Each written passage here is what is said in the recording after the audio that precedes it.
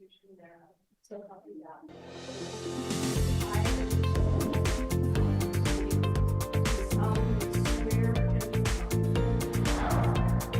that I will faithfully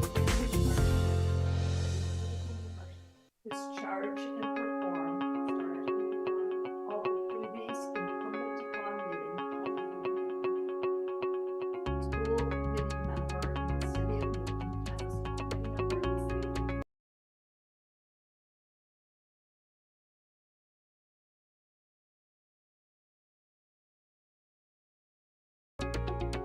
This county. I, Alicia Leelu, solemnly swear that I will support the Constitution of the United States. So help me God. So help me God. Congratulations.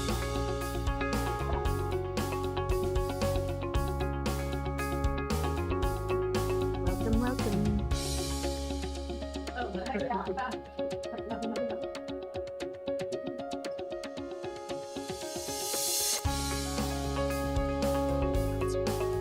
Okay, with that, we will call to order the April 2nd, 2025 meeting of the Newton School Committee.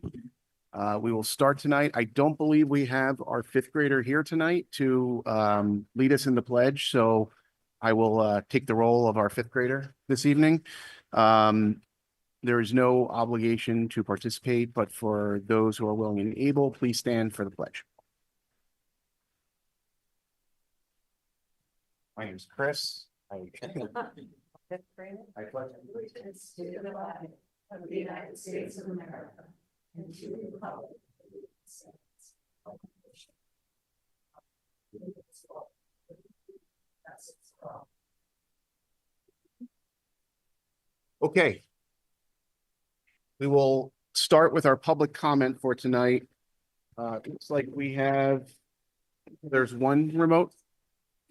Okay, so we have one remote, and it looks like we have 14 people in the room. I've tried to limit our public comment to 40 minutes tonight. I know we're probably have a long discussion ahead of us, so I would let's see. Yeah, I guess we can allot the full 3 minutes for folks, and I would just ask that you please be as efficient as possible. Stephen, why don't we start with our remote speaker? Lisa, do you have who that is? Nora Axe. And then we'll go to the folks in the room, starting with Lucy Euans and Realel Montag. 3 minutes, etc. Yep. So we have, oh, there you are. We have, you have 3 minutes at the 2.5 minute mark. Emily will give you a 30-second warning.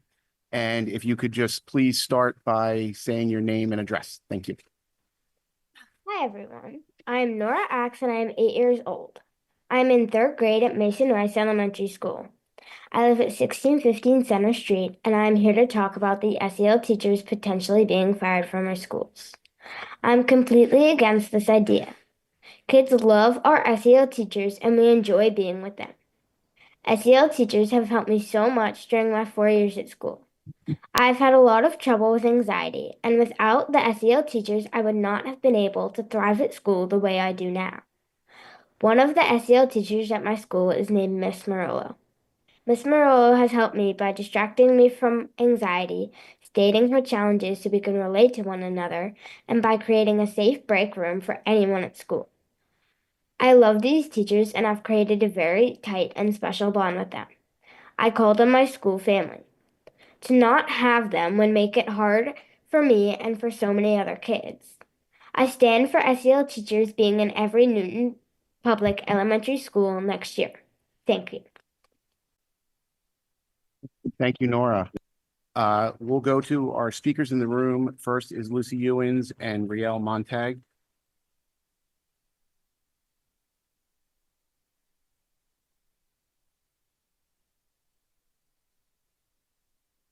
To give a shout out to my buddy Nora, because that was pretty epic. Good evening. My name is Lucy Euans. I reside on Moreland Ave. I am a graduate of the Newton Public Schools, a mother of 2 children in NPS, a lawyer, and the co-president of the PTO Council. As the co-presidents of the PTOC, we are offering a letter into the record tonight, which has been signed by the PTO presidents of all 15 elementary schools, NECP, the 4 middle schools, 2 high schools, LPAC, and CPAC. This letter urges the school committee to take the bold stance and vote in favor of the superintendent's budget. Given the chronic underforecasting of the city's revenues and the fact that there have been millions in free cash available every June for the past 10 years, it would be irresponsible to pass the mayor's allocated budget and lay off dozens of staff, only to find money is available later to fund these positions. But right now, I just want to speak to you on behalf of parents. We are exhausted. We know you are too.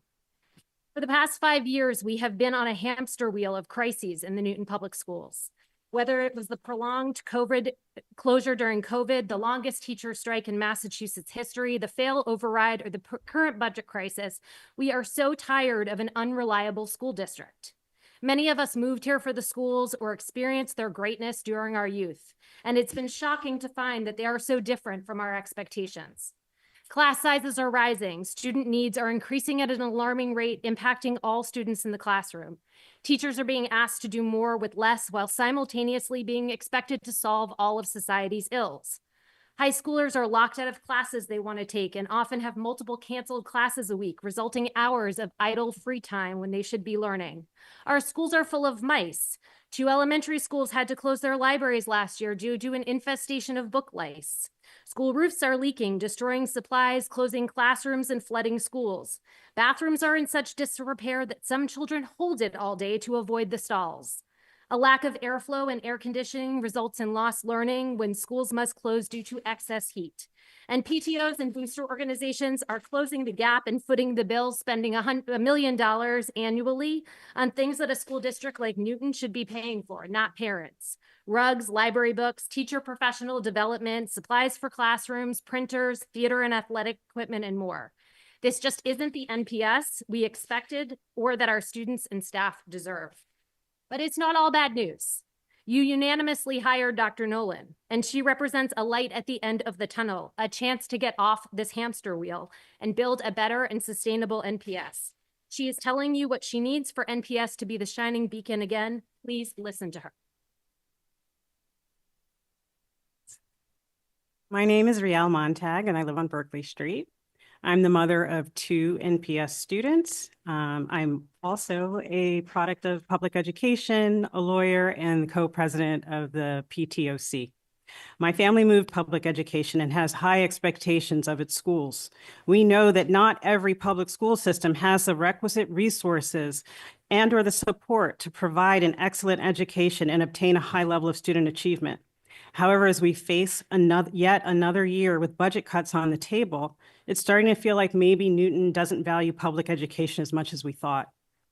Public education is literally under attack in our country. And here we are in Newton having to plead again for sufficient school funding just to maintain the status quo and avoid cuts.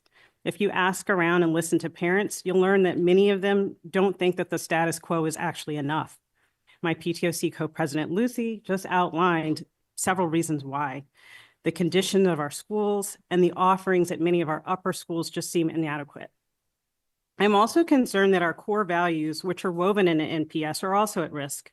An unintended but not surprising consequence of this crisis is that we're starting to see parents fight over which aspects of NPS to preserve. Do we still value diversity?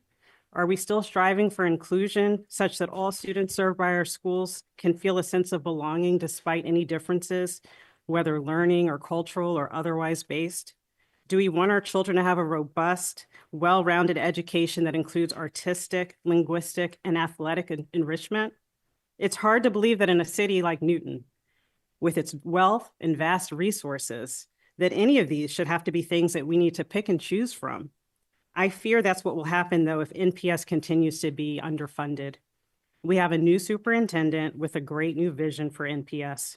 Dr. Nolan has taken the time to meet with families, educators, students, and staff to learn about what NPS needs so that our students can thrive. In order for NPS to become the marquee district that families expect and move here for, our school system needs to be fully funded. So we're asking that you do what it takes to make that happen. Thank you. Thank you, Lucy and Riel. Our next speaker in the room will be Valerie Brunach, followed by Karen Wang.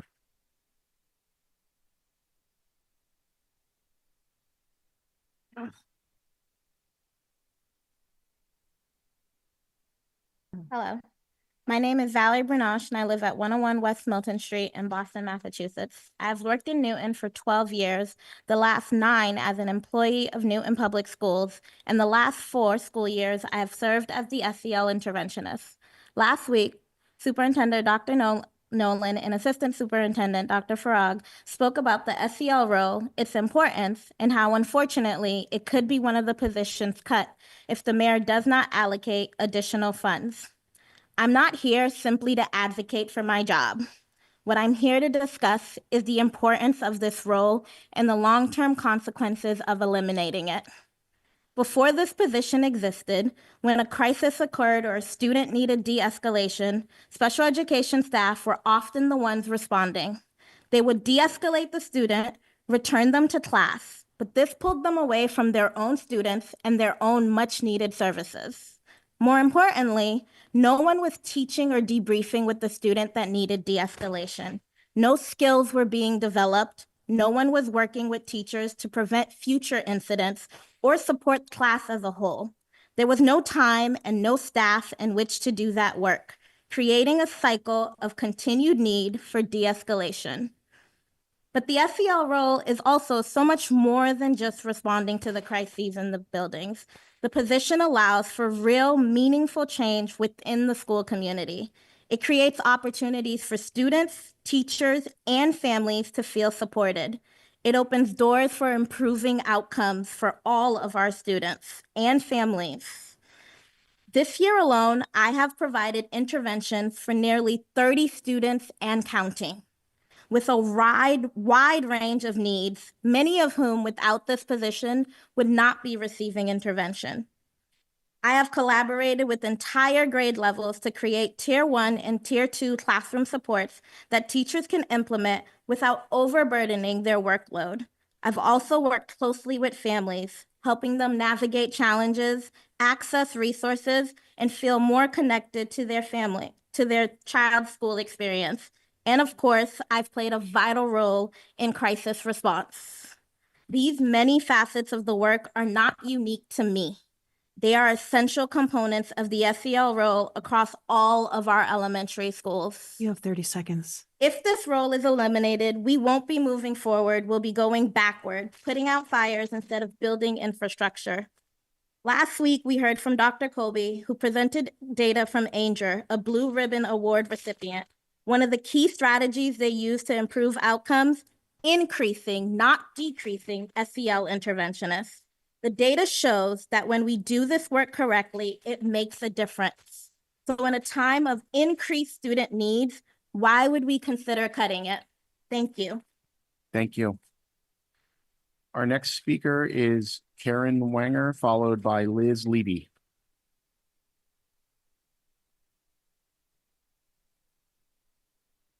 Hi, I'm Karen Wanger, 256 Ward Street.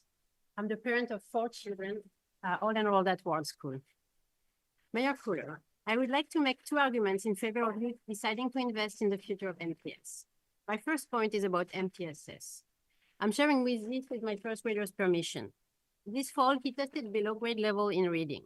As any concerned parents, we started talking about testing for learning disabilities, and the teacher asked us to give the team 6 weeks to try small group intervention. 6 weeks seemed to be a long time to wait to start a machine we know can be very slow, but we trusted her. By January, our son was back at grade level and is now enjoying reading very much.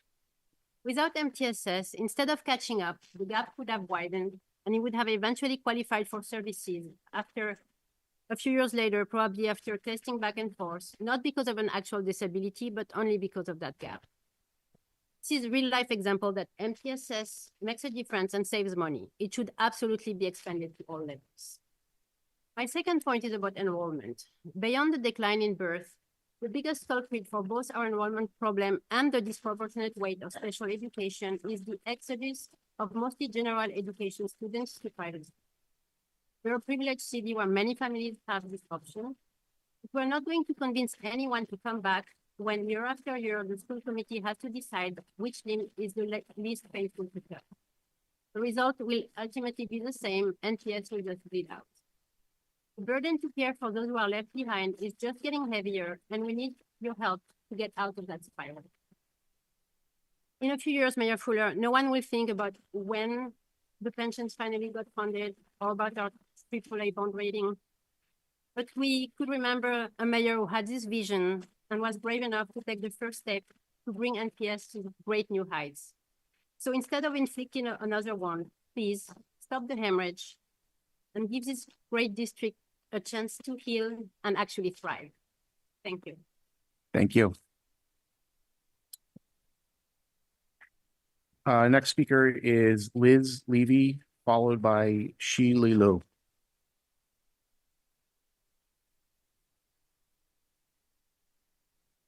Hi. I'm a parent to a first grader at Williams School in Auburndale. I live in Hancock Street in Auburndale. I forgot to say that. I wanted to illustrate how the proposed cuts will impact my child's class as a means to put context to the numbers and changes you're discussing. Budget goes through is currently funded by the mayor's allocation. Our school will need to drop one second grade teacher. This means the two classes in the current first grade will be combined into one large class in second grade. I say this with all love and respect for my child, his peers, and their dedicated caregivers. That while this class may be small, we are aware of the extended needs that the superintendent is discussing, as it is very apparent. Combining into one large class would be extremely challenging for the teacher and these kids. Layer on the potential cuts to SEL support, and that is a disaster waiting to happen.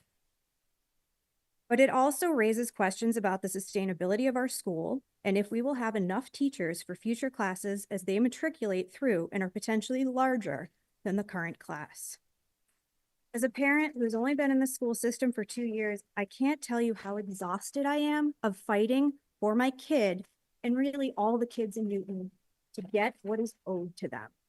We claim to have an amazing school system, and we do by the extensive efforts of our teachers and staff, but we don't when you look at how our public officials decide to fund our schools. Many of you have heard how the playground at Williams has not been suitable for the Reflections program.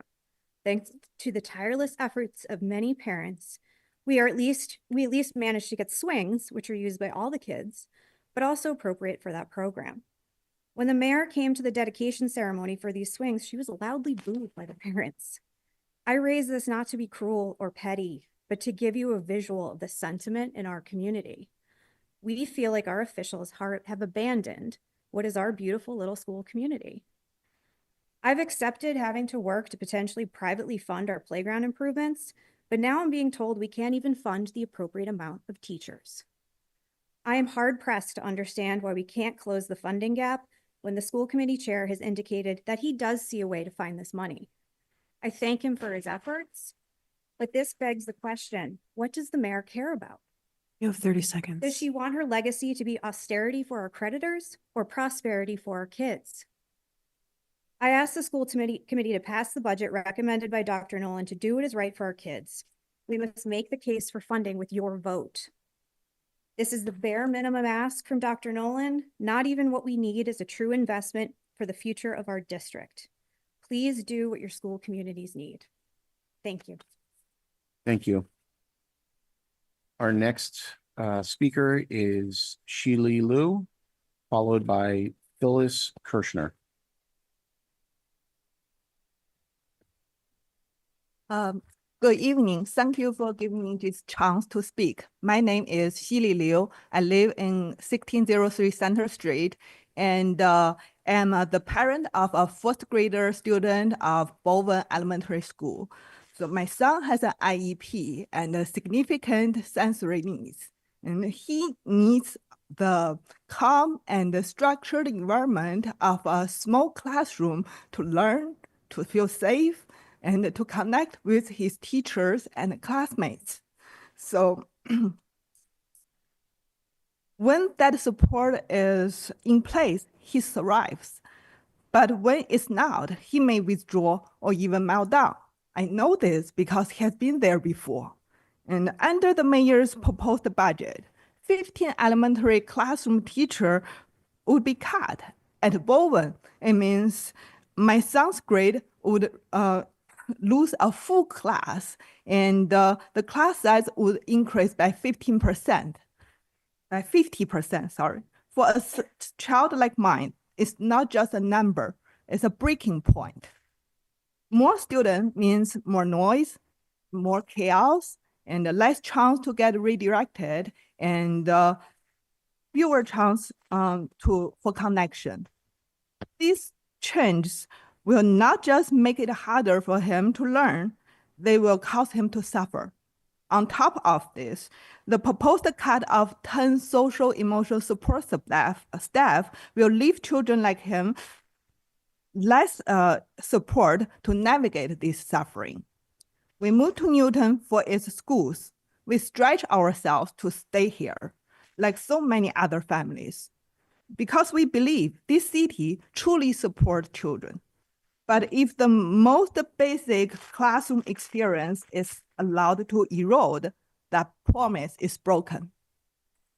Please, I urge you, do not let this happen. Please do everything in your power to preserve level service budget and to preserve our classroom, to protect our teachers, and honor the trust families have placed in this school system. Thank you. Thank you. Our next speaker is Phyllis Kersner, followed by Elizabeth Ross-Del-Porto. Hello, my name is Phyllis Kersner. I live on Grayland Road, and I'm here to represent all the taxpayers and people who live in Newton who don't have children in the public schools right now. I had 2 graduates of the public schools, but who see how essential it is for all of us, not just all the teachers, the students, the workers, and the parents who have spoken already, but it's essential for all of us. When we moved here from California 30 years ago, we chose to buy a house in Newton because of the public schools, and our sons had very good education here. And I'm also the grandparent of an autistic child who doesn't live in Newton, but his public school services in Maryland, where he lives, are superb, and it has made such a difference for him that if those same services were cut here in Newton, all the students would suffer, and not just the students with special needs, but all the students who go to school with them in our host society. So that's why I chose to speak today, and I really urge you to not make the cuts. And it's also short-sighted to look at the schools as they exist now without projections. We know about how the populations go up and down, and we need to keep the support strong. I live in Ward 7, and I welcome you to the school board and to making things good for all of the citizens of Newton. Thank you. Our next speaker is Elizabeth Ross-Del-Porto, followed by Dan Evans.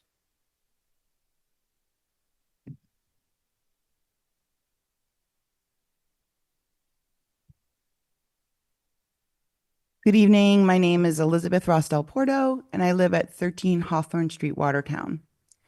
At a school committee meeting, exciting data was presented from my own school, Ainger, and we welcomed several of you to Ainger's National Blue Ribbon Award Assembly.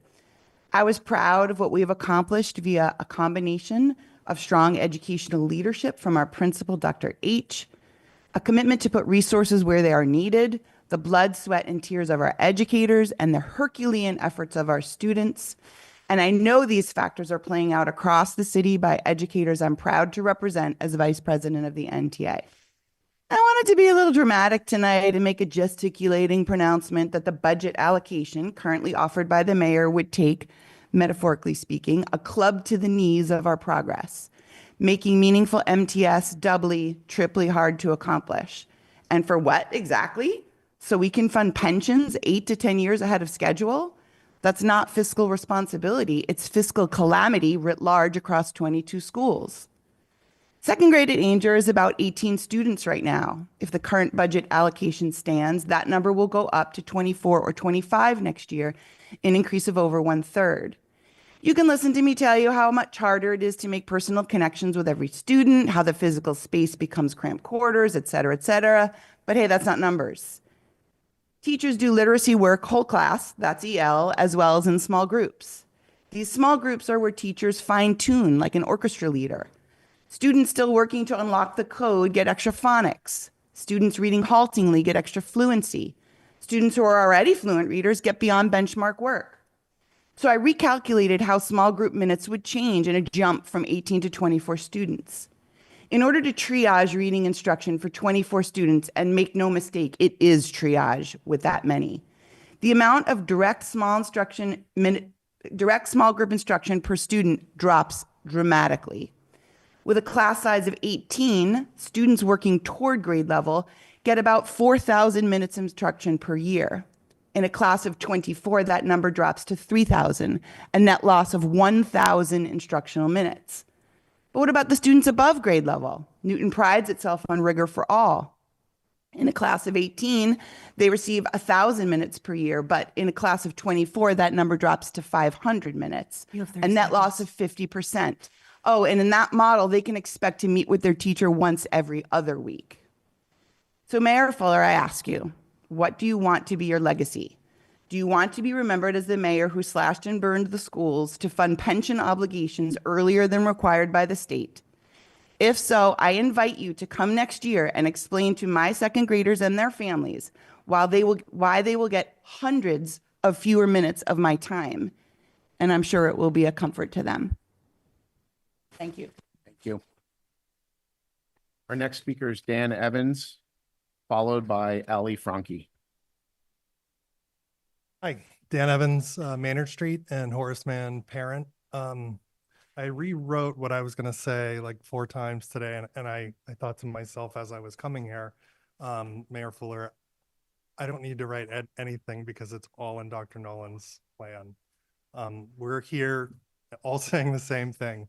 Support service level funding plus. It's what we need. It's what our kids need. It's good for the city. I made those signs during the strike. And I said to my neighbor and good friend Alli, I'm tossing these. I don't want to think about this anymore. And she said, you know what? Let's hang on to them. Help me throw them away. Thank you. Next speaker is Alli Frankie, followed by Jenna Myra. I'm Alli Frankie. I live on Mossman Street with 3rd grade twins at Horace Mann. Some thoughts from 27 years working in education. I've taught full and half day K in 2 states and in 2 centuries, and was never without a full-time assistant. I find it disgraceful that Newton needs a court order to staff this. The needs of kids in 2025 far surpass those of 1998. As an interventionist, you would be shocked by how frequently I have to explicitly draw some students' attention to reading. I work with small groups in small rooms with children sitting an arm's length away. Just imagine holding the sustained attention of 25 kids in a gen ed class teaching all subjects using Chromebooks and iPads. In terms of attention spans, we are reaping what we sowed by putting all those kids on all those devices throughout the pandemic. Finally, and I'm going to say this twice because I have 3 minutes, early intervention is to education what compounding interest is to finance. Again, early intervention is to education what compounding interest is to finance. Cutting MTSS isn't just really bad for our kids, it's bad for the financial business of running a school district. Look up Matthew effects in reading for more info. A week ago, I heard you, Mayor Fuller, say that you would work with others here with, quote, all deliberate speed to figure out the free cash. I expect an update tonight. Thank you to Dr. Nolan and Chair Bresky for teaching me. I now understand more fully that our city has something that is literally called the Education Stabilization Fund. It has more than $20 million, or 5 times as much as the gap between the mayor's allocation and the proposed level service plus budget. I urge you to spend it now and replenish the Education Stabilization Fund later with free cash, and only spend the less than $4 million. That's all I'm urging you to do. You have 30 Keep seconds. 16. Where there's a will, there's a way. Using the Education Stabilization Fund to stabilize our children's schooling is the way. No other city department would be impacted, so we needn't worry that our 911 calls would go unanswered. I urge you to find the will to please trust Dr. Nolan and her professional judgment when it comes to our city's Education Stabilization Fund. Stabilize our schools with education funds, free the free cash, do it however you choose, but please just get it done now for our kids. Thank you. Our next speaker is Jenna Myra, followed by Michael Howie. Hi everyone, my name is Jenna Myra. I live at 842 Chestnut Street. I attended Newton schools and I have a 5th grader at Ainger and an 8th grader at Brown. Emotions are running high, understandably so. Nationally, public education is under attack. Locally, Newton is still recovering from the deep disruptions and pain caused by the pandemic and last year's 15-day school shutdown. We've also lived through several years of contentious budget debates resulting in school funding that has not kept pace with rising costs or with the increased quantity and complexity of student needs. The result is that our community is anxious and our trust in the schools and our city leaders is faltering. Newtonites are concerned that our schools will no longer be able to deliver educational excellence for every student. The superintendent has done what she was asked to do and what any good leader would do. She has taken a hard look at all aspects of the district and its budget and put forward a thoughtful, realistic, and transparent budget that will essentially allow NPS to maintain the status quo for next year. The superintendent has been clear that her budget is not everything she or many community members want for NPS, but keeping things level for this coming year is critical. It will provide much needed stability after several tumultuous years, and equally as important, it'll provide a launching pad from which to develop an achievable longer-term plan for a sustainable NPS budget that allows the district to truly thrive. A cuts budget in line with the mayor's allocation, on the other hand, would only further erode school services and community trust and create more expensive problems to solve in the future. Like many community members, I read with dismay principals' descriptions this week of the real and devastating impact the cuts budget would have in their buildings. Nobody in Newton wants a school system that feels like it's running on fumes. I recognize that passing a school budget that is larger than the mayor's proposed allocation may not be typical, but sometimes a bit of boldness is required, and we urgently need that boldness now. Approving the superintendent's budget will send a clear message to Newton that the school committee fights for our students and stands up for what our schools need. And it will motivate all stakeholders to continue their work to find creative solutions and reach compromises to close the gap and fully fund the schools. I urge you to approve the superintendent's budget and then to keep working over the next 3 months to make it a reality. Thank you. Thank you. Our next speaker is Michael Howie, followed by Lindsay Golden.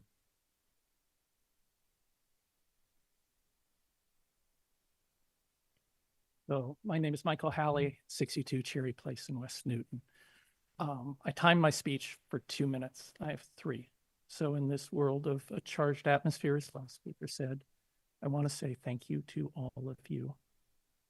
You love our schools, you love our kids, and you love our city. Every one of you. Some of you have different roles. The mayor has a role, superintendent has a different role, you on the committee do, and everyone in the audience does. And thank you for everything you're doing. None of you, this is a difference, a very difficult difference of approach and responsibility, and no one is taking it lightly, and I appreciate it. So I've long been a supporter of Mayor Fuller's stewardship of the Newton budget. It's a role that she took on when she was a city councilor during Mayor Warren's administration. As many of you know, unfortunately, it was not just the good old days. It was the days of low taxes and maybe resting on the laurels of excellence and not paying for it during that time.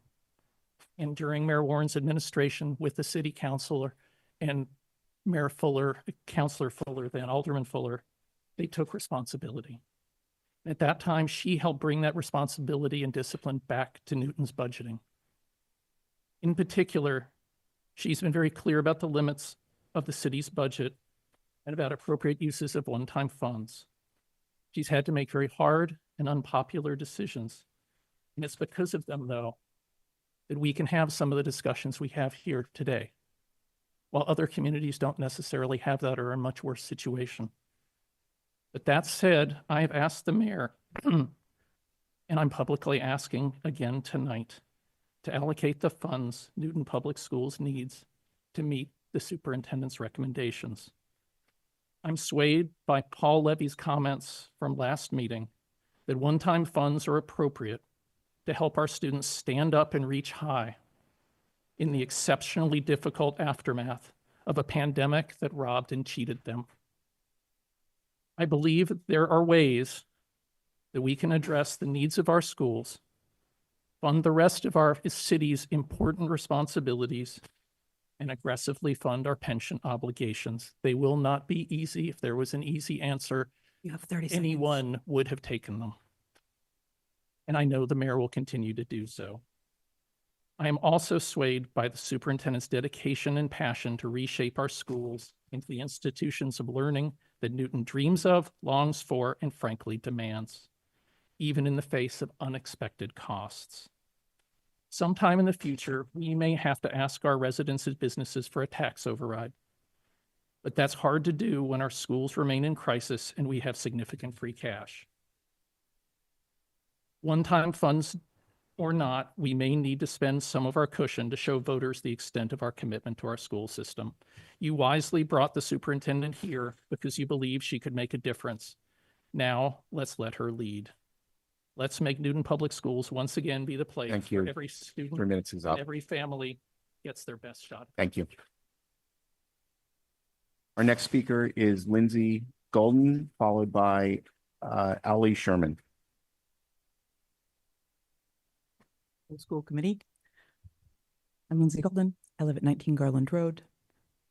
Basically, so many eloquent speakers, I would like to second all of them. I agree with all they said, and I really don't think I could have come up with a better way to say it than early intervention is the equivalent of compound interest. Basically, cutting the schools and not giving an extra $4 million, $5 million is penny wise and pound foolish, because it's going to increase the needs, make students have greater special education requirements, and perhaps send some of the general ed kids to private school because they're just not getting what they need.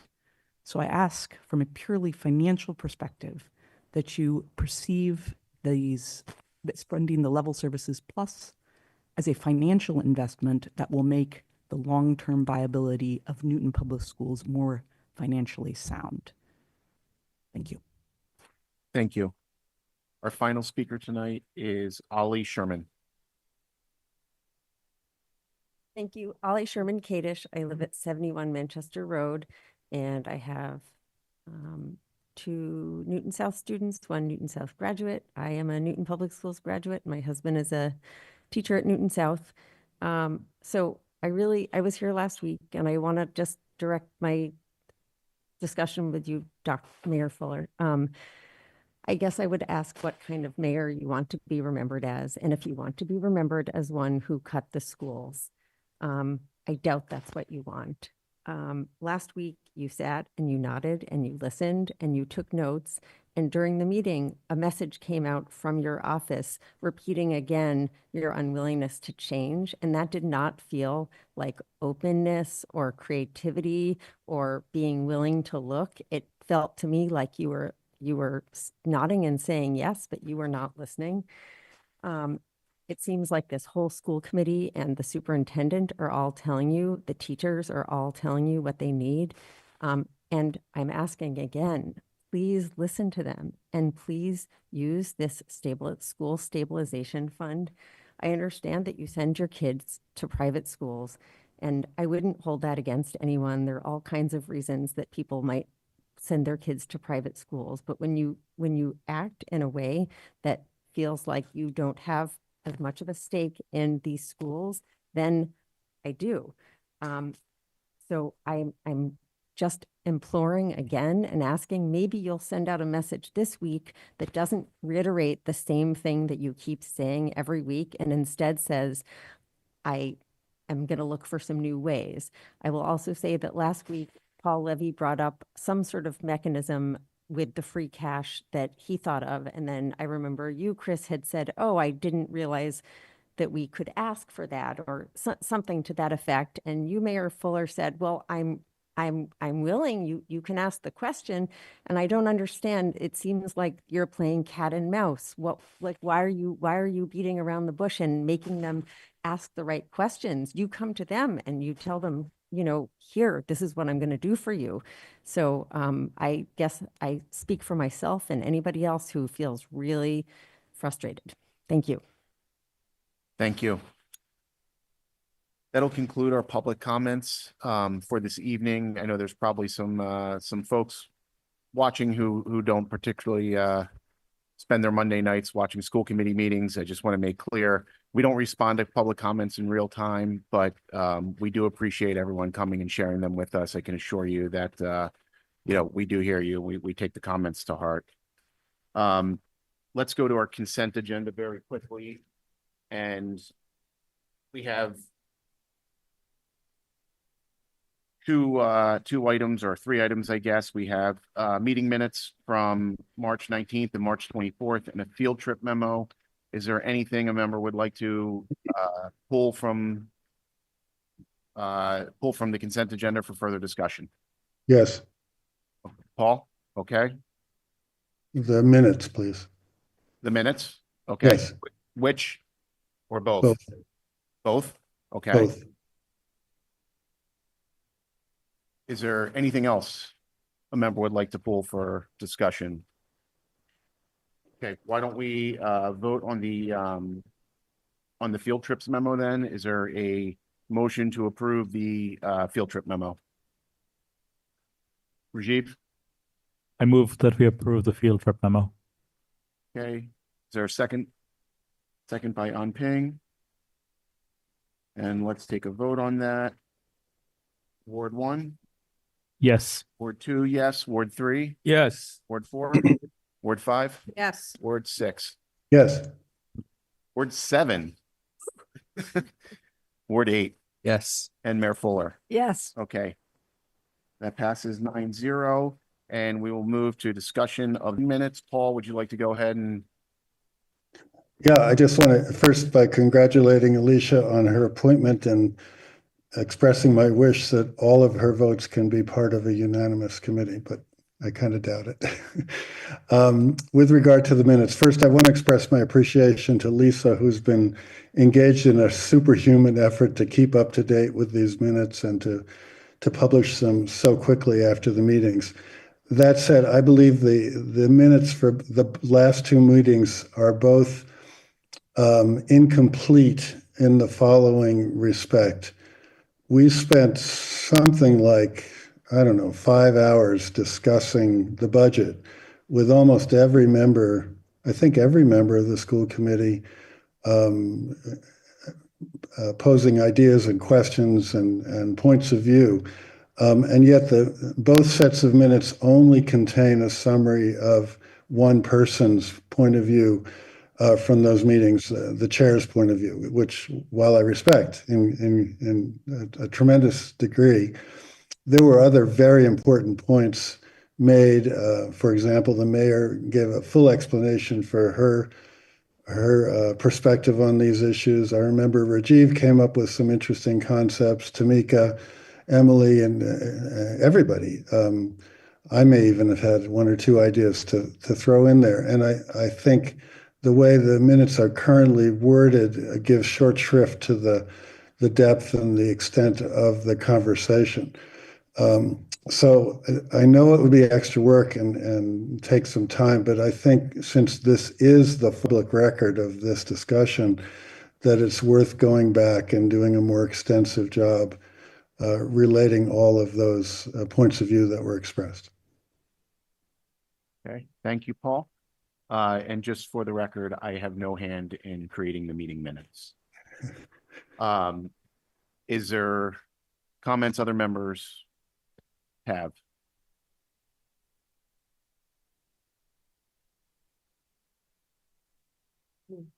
Go ahead, Tamika. I'll take a stab at it. I just think Paul raises a very a valid point, and it is important to codify for the record the depth of our various perspectives. And I would second that the motion or the minutes as written currently do not capture that that diversity of perspective. So okay, thank well you. noted, Paul. Okay, thank you. Any other comments from members? Go ahead, Emily. I would suggest that we wait to vote on this until Lisa has a chance to fill out some more of the details and the discussions that we had. Okay. Or anybody else agree? Can I ask a question? Yeah. How Right. has this come up before, and how has it been addressed by Not- this committee? Not in my time of sitting here, no. We have to vote to not vote. I don't think we have to vote to not vote. I think we can just table that if that is the consensus of the committee. Okay, why don't we table these meeting minutes for now, and then we can follow up after and Lisa and discuss how to move forward there. Thank you, Okay, Chris. let's move to our superintendent's update. Dr. Nolan, I believe you just have an update on where we stand with everything. I also have just a few updates. Okay. It's been several weeks. Yep, please, People go might ahead. like to know what's going on. So we welcome Ms. Peterloo to the committee, and thanks to all the parents and all of you members for coming to some amazing amounts of PTO meetings. We've been doing 3 to 5 a week, and I appreciate you coming. Just a couple updates. North, as of this week, has become a locked campus facility. It's still an open campus for students with their privileges coming and going, but we have increased that security. And I thank Dr. Roundtree, our secondary assistant superintendent, for his leadership there, and for Dr. Turner for making it happen at the operations level. It's not perfect because we don't have main door surveillance at both places. And we are still negotiating the 6 p.m. and later logistics of the security, which is something all high schools contend with, because our campuses are indeed way more complex, and at the high school and Newton facilities are used by community members all the time. And so that's the good news. It also creates a security situation, but we feel really good about this movement. We had middle school state of the schools presentations to look at mid-year data and to determine what sort of redeployments for resources we might do. Last week, we had the elementary state of the schools, and I just want to express deep pride and satisfaction in seeing the progress of our students and the work of our teachers, and really seeing that progress and being able to mark it with our data sources.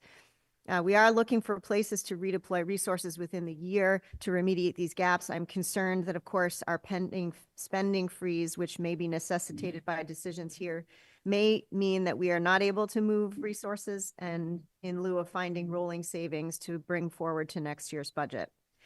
The high schools are doing their elective placements and course selections right now, and there are transition meetings for kindergartners who are rising into the system, grade 5 folks rising into the middle schools, and grade 8 rising to the high school. And it's just a really exciting time where our schools really are at their best in helping families and kids understand and make these big transitions. It's a huge transition in people's lives, and I congratulate all the families who are moving on in these ways.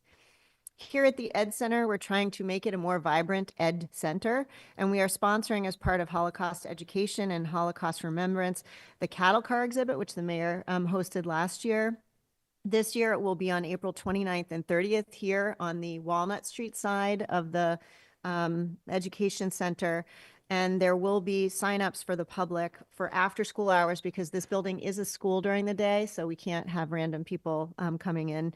But we will have signups. And on May 1st, as part of our Jewish American Heritage Month celebrations and our Jewish American history classes, students have designed an exhibit to show the multidimensional lives of multidimensional aspects of Jewish identity. And so when folks visit after school, they can see those exhibits as well. And there'll also be signups during the day for secondary school visits.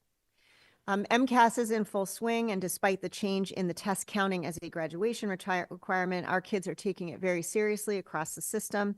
The Department of Education actually changed the process for testing this year, so we are all learning a new interface, and so far, Newton Public Schools has been quite successful. Other districts have seen a lot of snags that we have not, so I congratulate our technology team, our digital learning coaches, our help desks, and our teachers and test coordinators on that.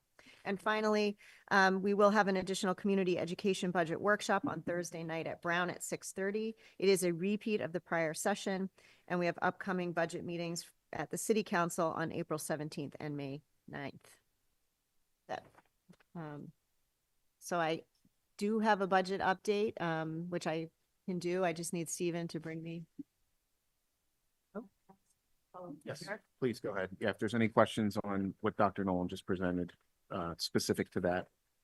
So Go ahead. Could you talk a little bit more? I hate the position of this. This is better. Could you talk a little bit more about what the locked status of Newton North means, and first part, and a little bit about the source of funding for that and the cost, the overall cost for that project? Sure. Dr. Roundtree, would you mind as the expert here?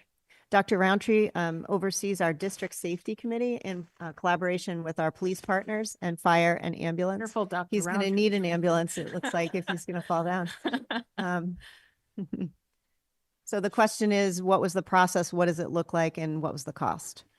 For the record, that wasn't a stumble. That was, I was skipping up here. Yes.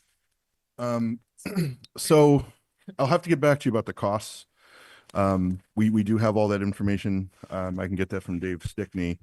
But essentially, one of the, I'm very excited to have my first year here in Newton. One of the things I've done is every time I've gone to visit a school, I've just, I've taken a close look at what the entry and exit procedures are. I always try to get in before I use my ID. I just try and see if the door is open, if I could walk in. Tries to break in. I do. What I can say is that every school I visited, with the exception of Newton North, I was not able to just, walk in. I think that Newton North and Newton South both really value the open campus and the level of independence and responsibility that builds in our students. But I think we also have the same responsibility to take every reasonable measure we can to ensure safety. And so Newton South already had a key code access that students use to come in and out, and we felt like it would be appropriate to do the same at Newton North. We spent some time just kind of identifying how much it would cost, what were the very specific technical changes we would need to make in terms of cameras, also the setup for phones, so if someone was at the door, they could buzz and have someone that would be able to talk to them, and then what it would take to actually have the work done. I can follow up with what the actual cost was, but we've talked about it in the fall. We identified the February break as the time that the work could be done, and then we just had a couple weeks just to make sure the system was up and running. And so now anyone who enters from the school will either use their key card if they're a staff member, or a code if they're a student, or they can buzz to be recognized through the limited camera views that we have if you're at one of the doors. I can follow up with the costs, but I'll just say that it was done with the collaboration with our team at Newton North, who also made sure that the students are aware of the new protocols, in addition to the oversight that they have on the doors, and also the facilities department, who scheduled the work, with our team and the various technical partners involved with the technology that we used. Thank you. Full transparency, I'm a North parent, so I know what the protocols are, but I just wanted that to be out there for anyone observing and wondering, what does it mean that it's locked now? So thank you for explaining. No problem. Thank you. I know it's been certainly a topic that's been discussed up here before, so appreciate that. Dr. Nolan, would you like to move to your update on the budget? Yes, and I'm not going into a full overview of the budget, so I'm just going to try to pick it up where we left off. But that said, I do know that new viewers come in each week, and I just want everyone to know we've been on a journey. There's been conversations back and forth. There's a lot of thinking from the city financial office and the mayor and our office. And I just want to thank Liam Hurley, our CFO, and his business analysts, Reno and Alyssa, for all their work. Difficult decisions were made before any budget was proposed, and the school committee made some decisions to raise revenues through fee increases and reduction of bus services to certain folks in the city. And we have proposed on the school side a $2.3 million reduction of costs or assumption of risk. That has not changed. The drivers have not changed. The state didn't come up with new money. Healthcare is still expensive. Special ed is still not keeping pace with reimbursements, are not keeping pace with the cost. So nothing has changed in the landscape around you. Sometimes when I give these presentations as a superintendent, there's new state developments and something happens. Right now, I think we're all just holding our breath to hope that it does not become worse in terms of the landscape around us. These are the details of all of those pieces. You've seen those before. This $2.3 million slide is part of what I proposed for the level service budget. It's a combination of reductions internally and also assumptions of risk in terms of using some monies from this year's budget to push it forward to next year, and to also count on us hiring lower on the salary schedule. Both of those things make the superintendent a little nauseous because it means we have to slow some spending now to address needs next year. So I proposed the yellow budget. We are talking only about levels of the cut budget right now, about where we want to move. If we go with the allocation that is given, and even the proposed additional monies will not get us to level service plus funding. So I just want to detail for you, this was the gap between us as we started, 4.5 million if we consider the implementation of kindergarten aids, 3.7 million if we do not. We talked to you about our return on investments with MTSS spending thus far, that the Ed Stabilization Fund helped us to keep these investments going and for us to do proof of concept in 5 high need schools and continue work in the Ainger Elementary School. We showed you several ways that high school class sizes were reduced at both schools, but fully not solved. And this is only in our STEM education classes, science, technology, engineering, and mathematics. We showed you some reading data about 71% of students receiving these small group interventions. You heard of a first grader here tonight receiving some of those, saw some significant grade level jumps within the year. This is our Ainger data, not only grade level and special education students making 3 times the amount of expected progress, but over a 10-year period showing a return on investment to reduce special education costs in that proof of concept school. It's a very difficult budget decision set, and also this year in the landscape. And so I did recommend that perhaps we can think of some of our costs in a contingency last time, mostly the kindergarten aids and the loss of potential title funds. Last presented all of those items, plus my recommendation for the kindergarten aids, et cetera. So the city itself, for all of its entitlement grants and its grants, are level funding their grants. So there's been a request for us to assume the risk of those grants as the rest of the city is. So if we are to level fund that risk, that assumes that we will fund the 1-point staff in the operating budget that we had pulled out of the operating budget to try to shield against a reduction that was unexpected. Additional advice from the city finance is that we remove the full day K and just take it out with no contingency, meaning that the cuts would be made next year. So layoffs potentially during the year if we are required to make the hiring happen.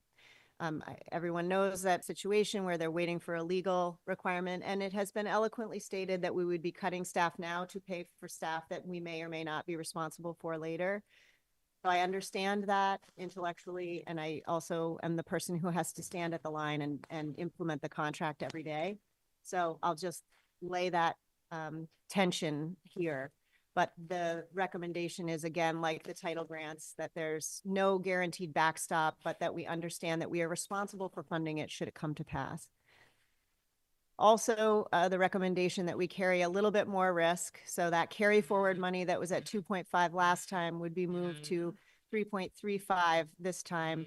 However, this time we have been able to go into some of our revolving accounts across the system. Revolving accounts include things like student activities, grade level accounts, field trip accounts, our international student accounts, so tuitions for international students who come here. All kinds of sounds happening. Other parts are like our instrumental music accounts. So these accounts, there's like over 200 accounts that do not have significant amounts of money in them. But if we drain them all to the bare minimum, that's about $350,000 that we might be able to use in order to take on a little bit more of an edge into this and take less out of the operating budget. So these are more risk assumptions for us. It's not a grant of any money.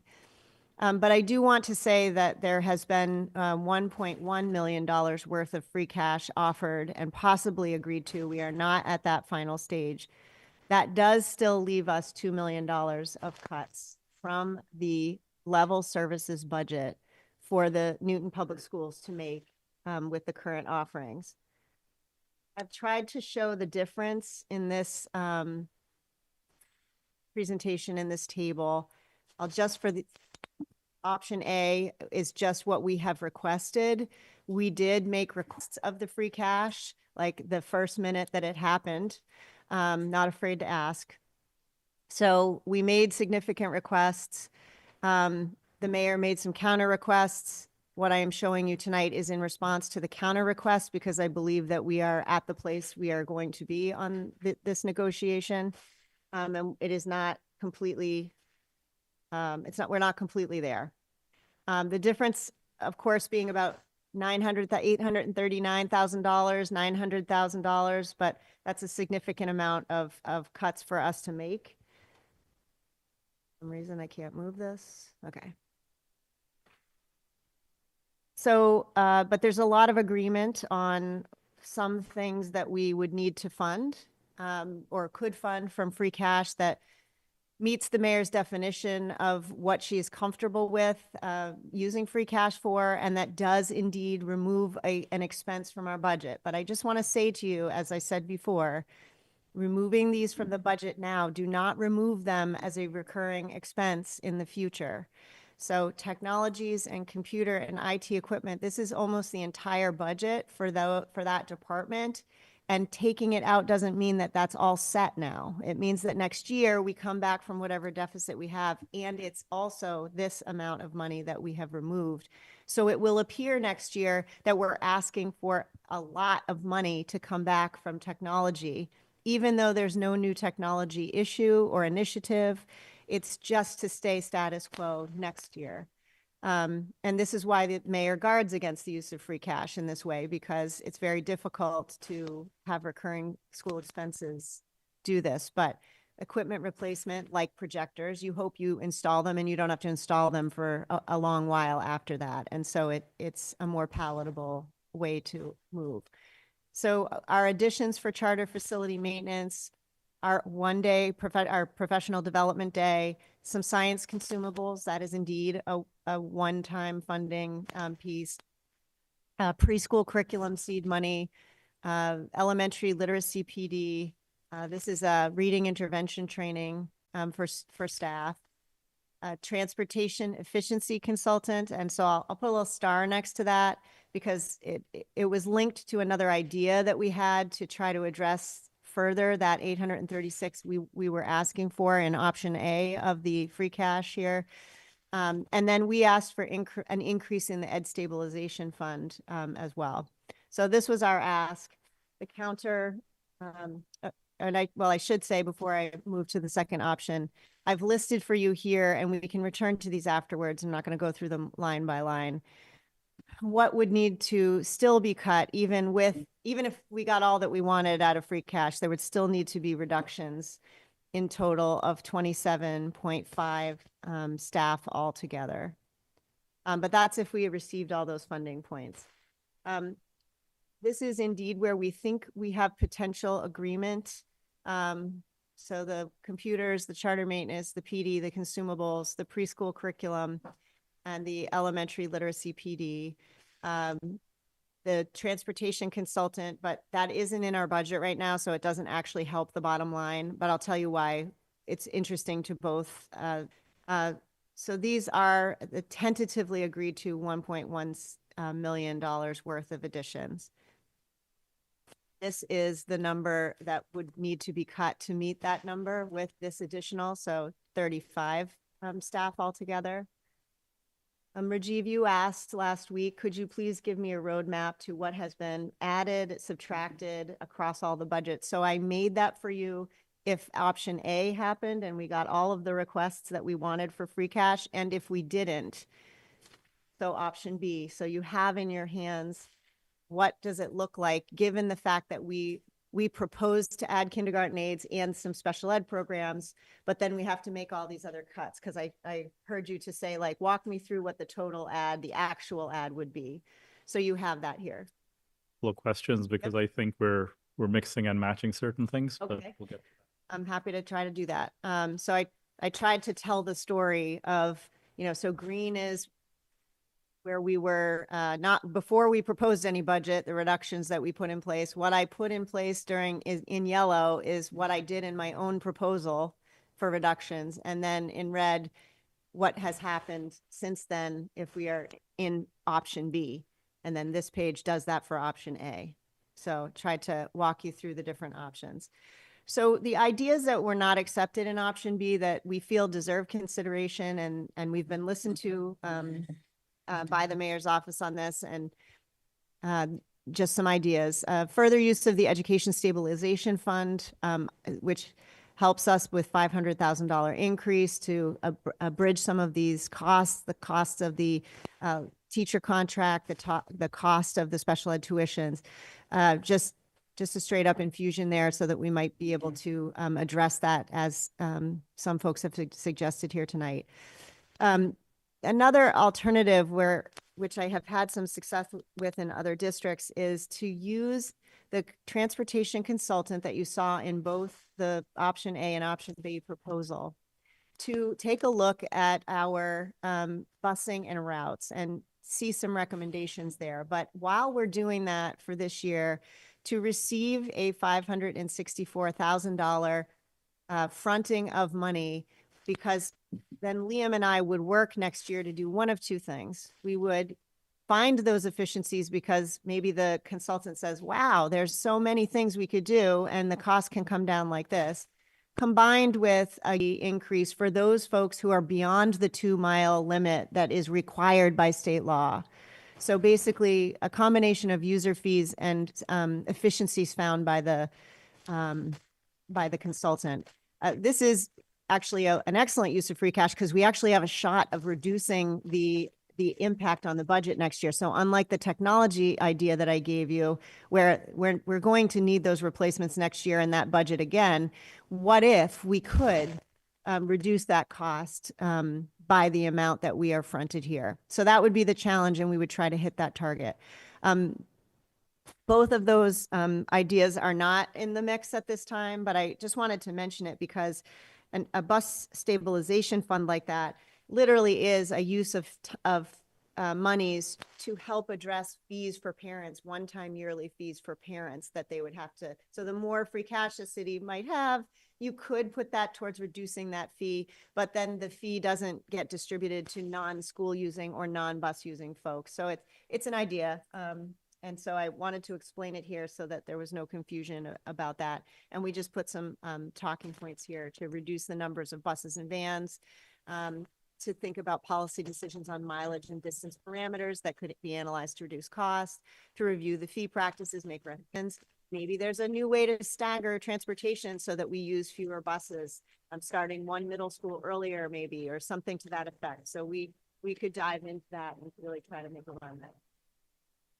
So in recap, I'm just going to say, I'm speaking only for myself, I recommend the level services plus budget for the system. But if directed to do so, I will do as the city is doing with a possible loss of grants and assume level funding. And if also directed, I will not enact a funding plan to full day K implementation July 1. And if I'm directed to do so, I will recommend some sort of agreement for backstopping that cost later in the year. Otherwise, we will have to enact layoffs should that come to pass during the 25-26 school year. I just need people to understand I'm going to need direction to do that because it's not my personal comfort level and recommendation. But in the absence of level services plus allocation, I would plead for the option set forth in option A in the negotiations set here. I cannot recommend option B as it goes beyond what we can effectively enact, but I understand that we need to come to an agreement at some point, and I don't know what point that is. That said, I believe in the school system, our staff, and the community, and this board, and no matter what the choice is, I will work to provide the best level of service for NPS children, no matter what that allocation will be.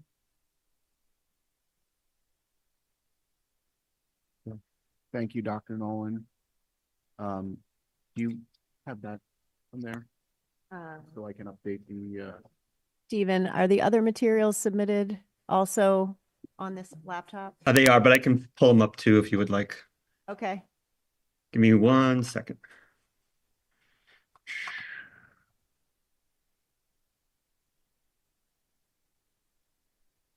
I think there are other materials in your folder as well. So while Stephen's doing that, I'll just go ahead and provide this update. So in a lot of this is really just distilling some of what Dr. Nolan just talked about and some of the different options available. Thank you, Stephen. So thinking what would be the, ultimate amount that we could stretch to put a proposal forward that might be acceptable to the city. We showed them a proposal yesterday, and we were clear that I do not have the authority of the school committee, or there's no guarantee of a level of acceptance for the school committee, but it was effectively the numbers Dr. Nolan was talking about. To bridge that entire $4.5 million gap, there was $670,000 of incremental risk, which is the carry forward amount, and the NPS would assume responsibility for an incremental $1 million of efficiencies and reductions. The city would appropriate $1.564 million of free cash to support our operating budget. The city would appropriate $500,000 of incremental education stabilization funds. And then the city would backstop the full day kindergarten aid cost of $830 if that was required. That amount adds up to $4.545 million. If you're wondering why $25,000 is different, it's the transportation consultant, which would be additive to the budget. So not net reducing that number. Just, I can do math. Because I know someone would call me out on that. We received a response from the city where I will say, I presume they accept the $670,000 of incremental risk, as that was presented to us by the city as their idea. I presume they'll accept the $1 million of cuts. The amount of free cash, and as Dr. Nolan said, this is, there's no deal here. This was, there's no deal until there's a deal, so to speak, was the $1.17 million she discussed. The incremental funds from the education stabilization funds were rejected, and the backstop to full day kindergarten aids was also rejected. So that the difference of that proposal and that response boils down to $890,000 of free cash and or stabilization funds, and $836,000 of a contingency backstop if the full day kindergarten aids for classrooms over 14 is required to be implemented. that was, I would say, sort of the last meaningful discussion point we had in the back and forth with the city. So I wanted to provide everyone with that information, make sure everyone had that to move forward with our discussion. So with that, right now, why don't we get questions from the members? And I'm going to limit this to questions about what specifically has been presented. This is still the superintendent's update. This is not the discussion portion of this agenda. Mayor Fuller?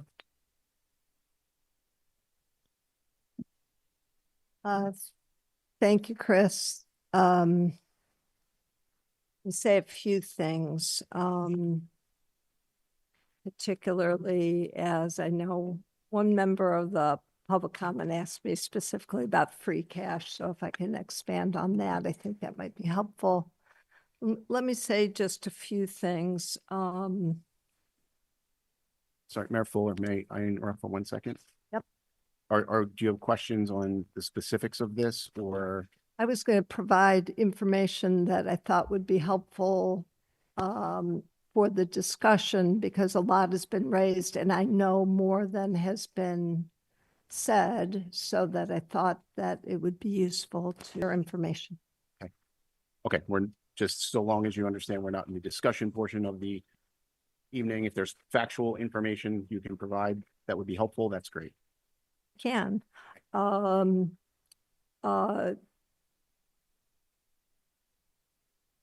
First of all, I hear you. I hear you, Chris. I hear the superintendent, all the school committee members are advocating on behalf of our students. I hear everybody who's come to public comments over the weeks and months. I hear you when I'm in the grocery store and I'm buttonholed, and I certainly read the emails that do come in.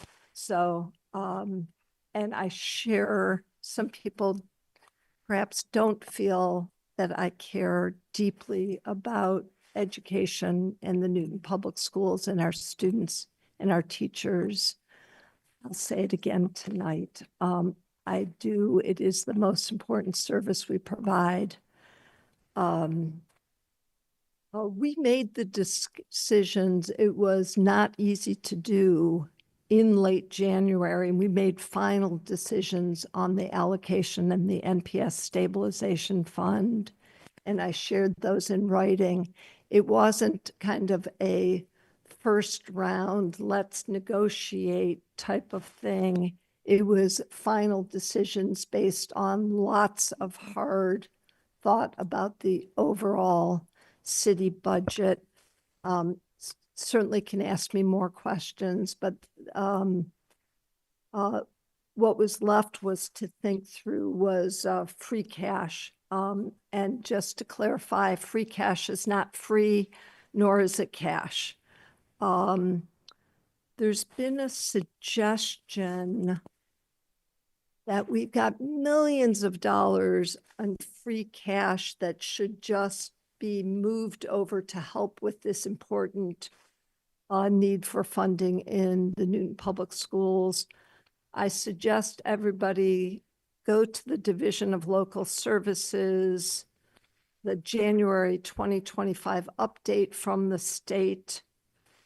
Under sound financial policy, a community strives to generate free cash in an amount equal to 5 to 7% of its annual budget.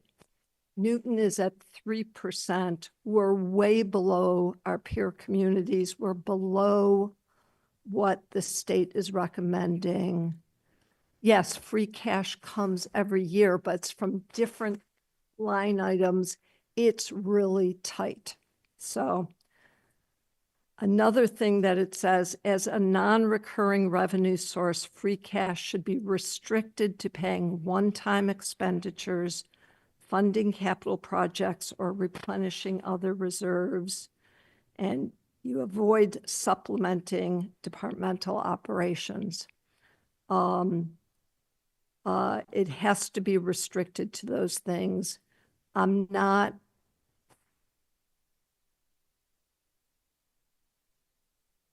some people have characterized my actions and financial strategy as heartless or perhaps incorrect or penny-wise, pound foolish. I really get where the hurt behind those statements, but I promise you we're doing what you're supposed to do.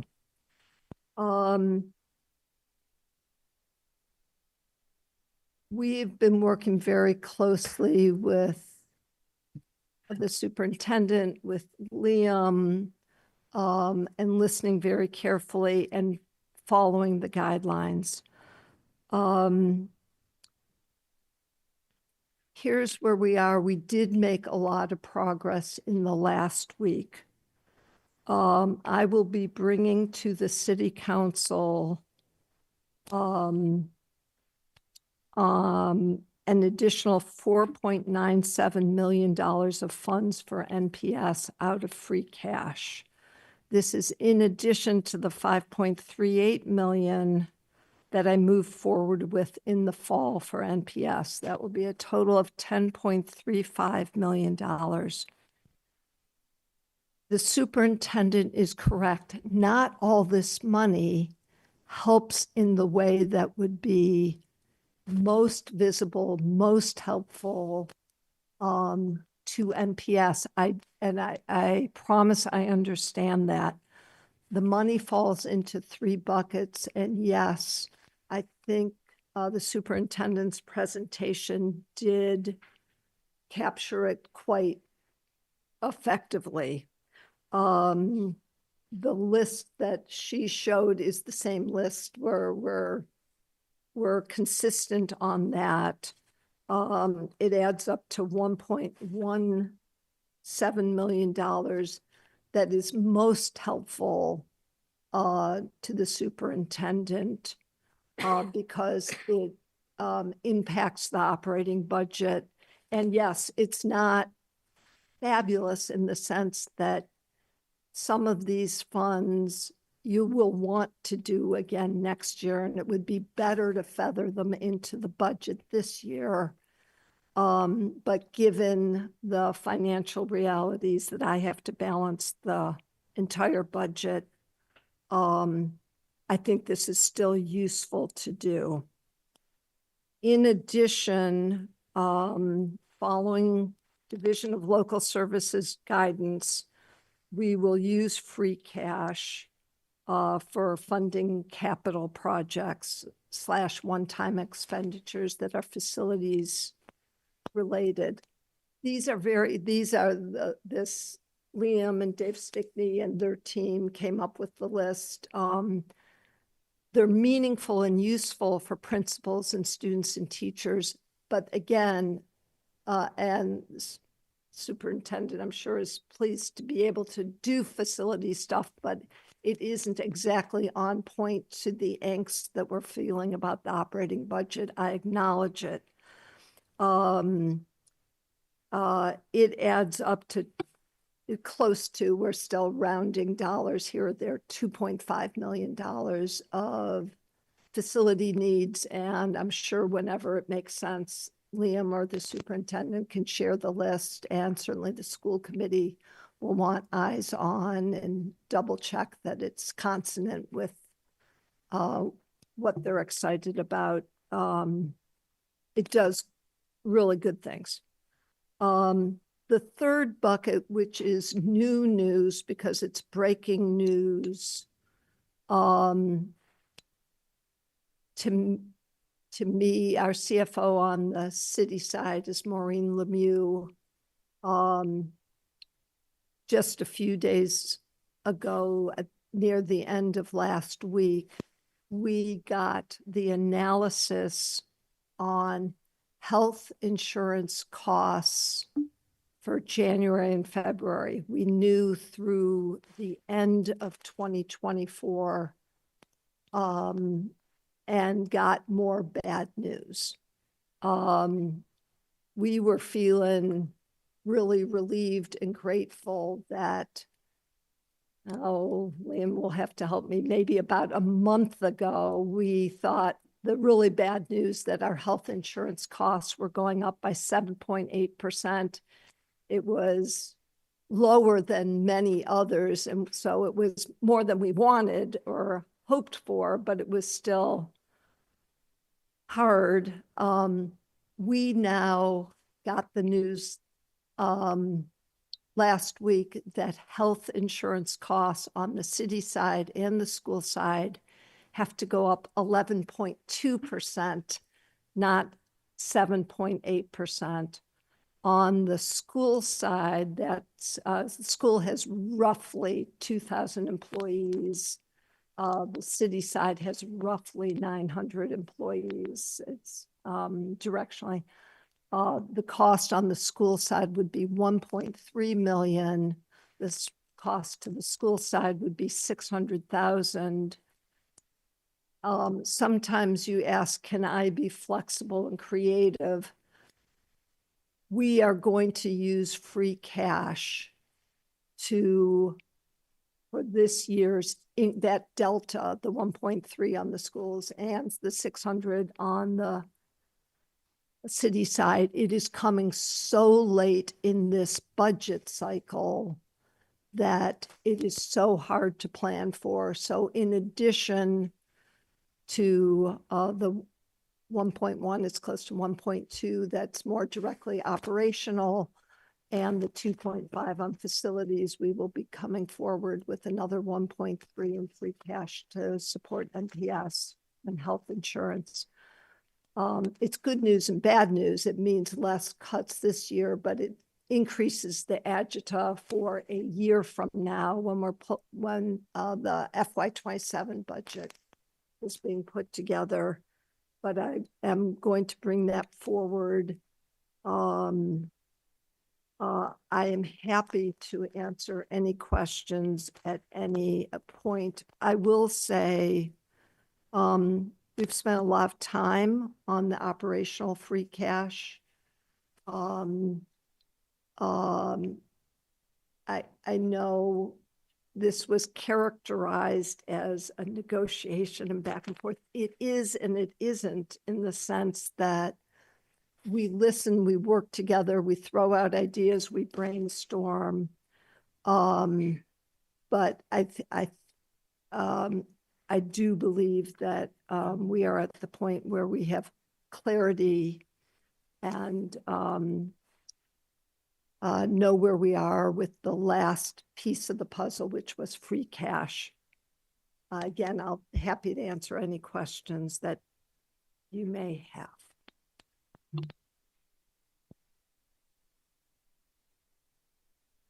Okay. I'll go back to my original ask of members of if there's direct questions on what's been presented. This is still not the discussion portion of our agenda. Liam, could I ask you to come up?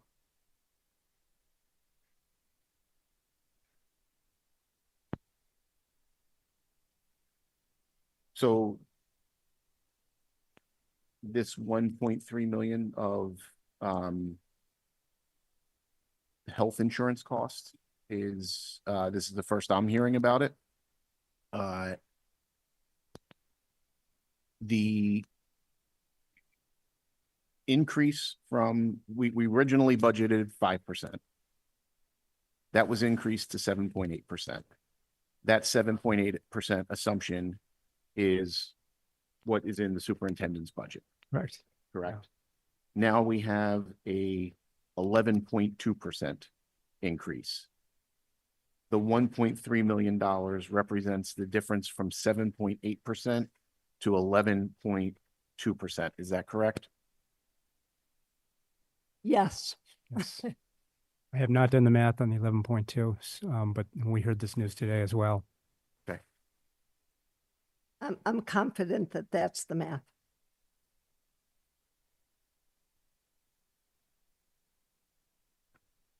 Other questions on Ping? Oh, thanks for all the information. Certainly, now may I add something new. 1.3 million. So my original question to Doc Nolan is regarding the option A and option B. If I understood correctly, we're talking about the difference mostly between what we are asking for city to give us increase the free cash money and what city is willing to offer. So that's a difference about if I math it right, about $893,000, close to $1 million. So that's 36, yeah. That's a major difference between so-called option A and option B. Yep. Okay. And now with this 1.3 million because of health insurance increase, does that mean you're telling us now there's more pressure on the so-called free cash? Now you are holding your bag even more tight. Explain what's the impact. Okay, if I answer, Chris? Yes, go ahead. No, we expanded the amount of monies for NPS out of free cash because of this difficult last minute notification on yet another increase in health insurance costs. So this $1.3 million just found out today or yesterday shouldn't have any direct impact on what we are asking city to increase the free cash. There's a little bit of nuance. The remaining free cash to allocate at this time is $13 million. Okay. So now it's $5 million will be for NPS out of the 13 million. So a week ago, it potentially may have been less because we had been zeroing in on the 1.1 for operating and the facilities of approximately 2. So I've increased the amount of funding for NPS because of this unusual late breaking news, distressing late breaking news. Okay, thanks. Okay, other questions? Tamika, then Barry, then Paul. So, Mayor Fuller, can you provide any context about the escalators for the health from 7% to 11.2? Why? What's the sense there? When it was percent, what the analysis was by the health insurance firm that we used to do this was we had been looking at, we do this on fiscal years. So we'd been looking at the data through December, and November, December was worrisome because those were definitely up over July, August, September, October. Let's see if I get this right. November and December had escalated up. We were hoping that it was not a trend, or at least that it would stabilize at the November, December. January and February continued the escalation, and Maureen herself did her own analysis of what Marches look like. We don't, the 4 weeks, I think we only have it through 3 weeks of March. The actual numbers have come in. If you look at the last 4 weeks, the last week in February and the first 3 weeks of March, it is by far the highest cost for health insurance that the city of Newton has ever had. So it's going up yet again, so that the 11.2% unfortunately is warranted. And it's only because of what we're seeing in January, February. And now we're confirming it with March. So I'm just going to say, and I'm sure you're already thinking it's a disturbing trend, especially considering the assumptions of going with the new health provider. Yeah, it's a couple of years only. It's just, I share it. Obviously, all of us are reading the same things about what's going on, certainly in Massachusetts, across the country, whether it's prescriptions or doctors or specialties or whatever. I wish I could say we were an outlier, and boy, if we just did something different, we would be in better shape. Unfortunately, I think in our personal lives, many of us are seeing this. And I'm certainly as an employer seeing it, and it's dramatically, 11.2%. And we offer good insurance, as we should.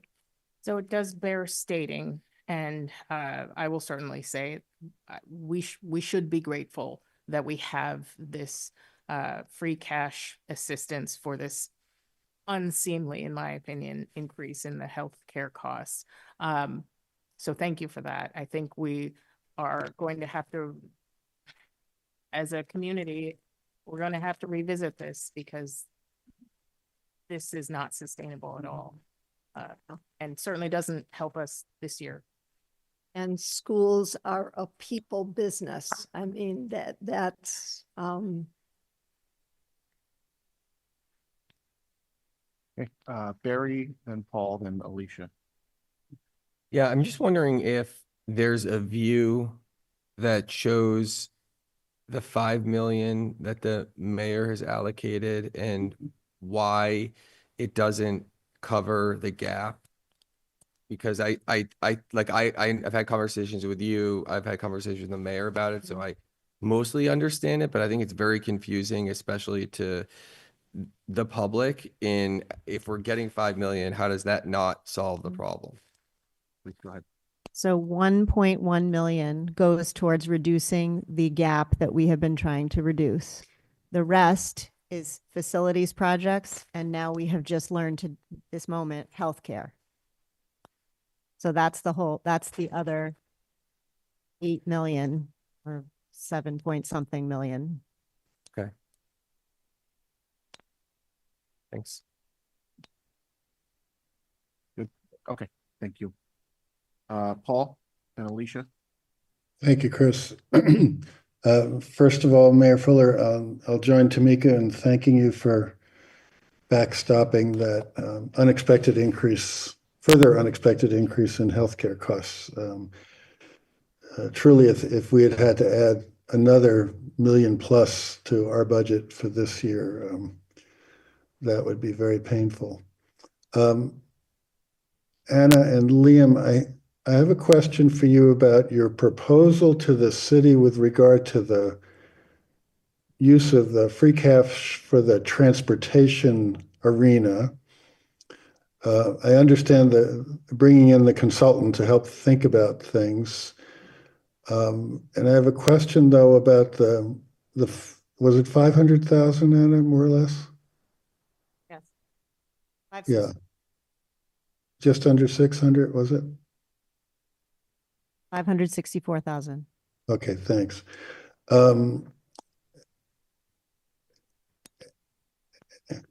They often say you shouldn't watch two things being made. One is the sausage and the other is the law. And we also probably shouldn't watch negotiations happening. But I need to ask you a question about that. And then I need to ask Mayor Fuller how she responds to the answer. But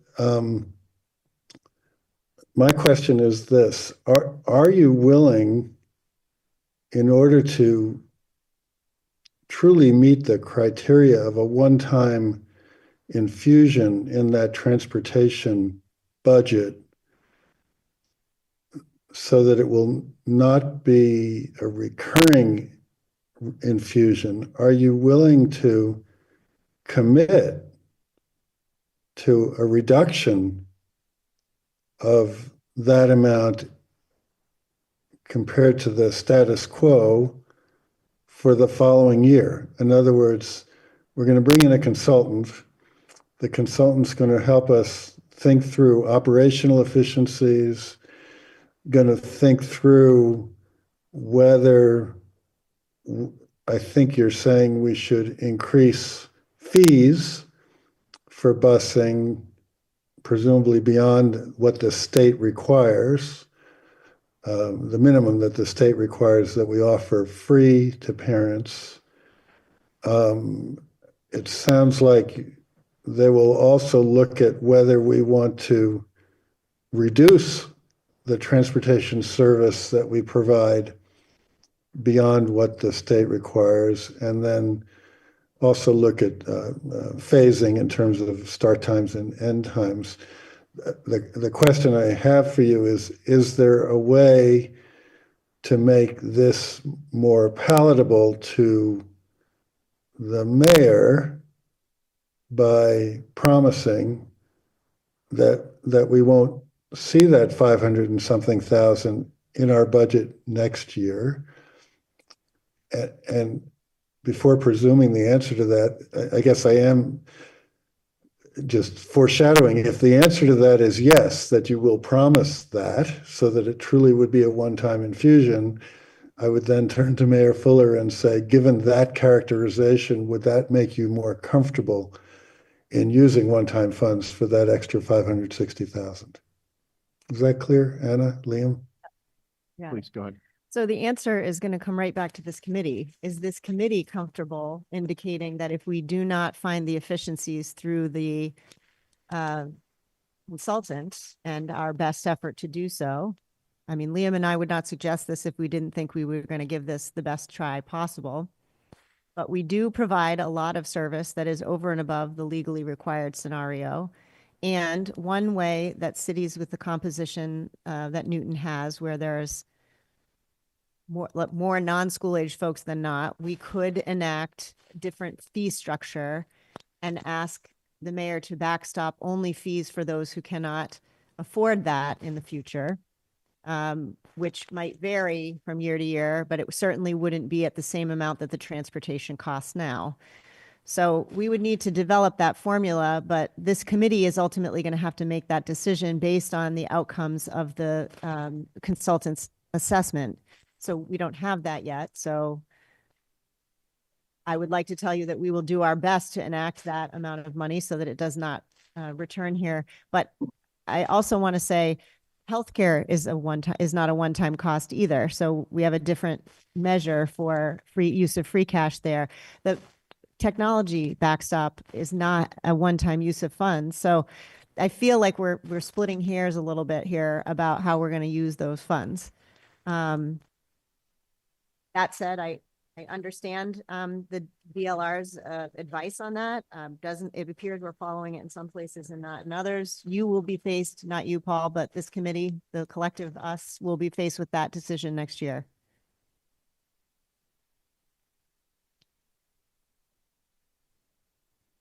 Does that answer, Ruth Ann, affect your view of that item in any way? If you feel comfortable answering that? I don't. I think the superintendent was right that she could not promise that, so that, and I agree with her assessment of the situation. So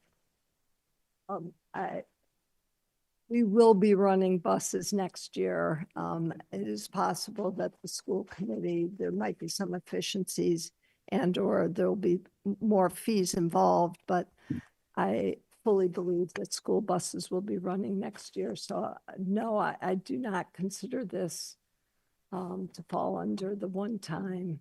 And if the school committee wanted to vote now on it, you have to do some analysis on increasing fees.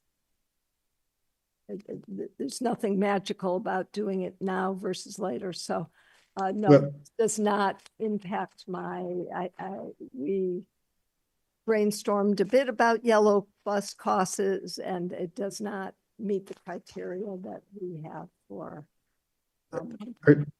Chris, can I just follow up just once? Yeah, go ahead, Paul. Well, I, for one, I don't know if my colleagues would agree with this, if a majority of my colleagues would agree with this, but I would feel pretty comfortable, given that we're we're doing our level best to avoid reductions in student-facing services, whether it's the SEL coordinators or other things. I would feel very comfortable voting now as part of this budget resolution to reduce the transportation services we provide to the minimum required by the state of Massachusetts. And effective, not this coming September, but the following September, and asking for the savings from that in the following years to in essence, transform what Liam and Anna have proposed into a one-time transitional expense for the yellow buses. I'm not suggesting the yellow buses would stop running. We can't do that.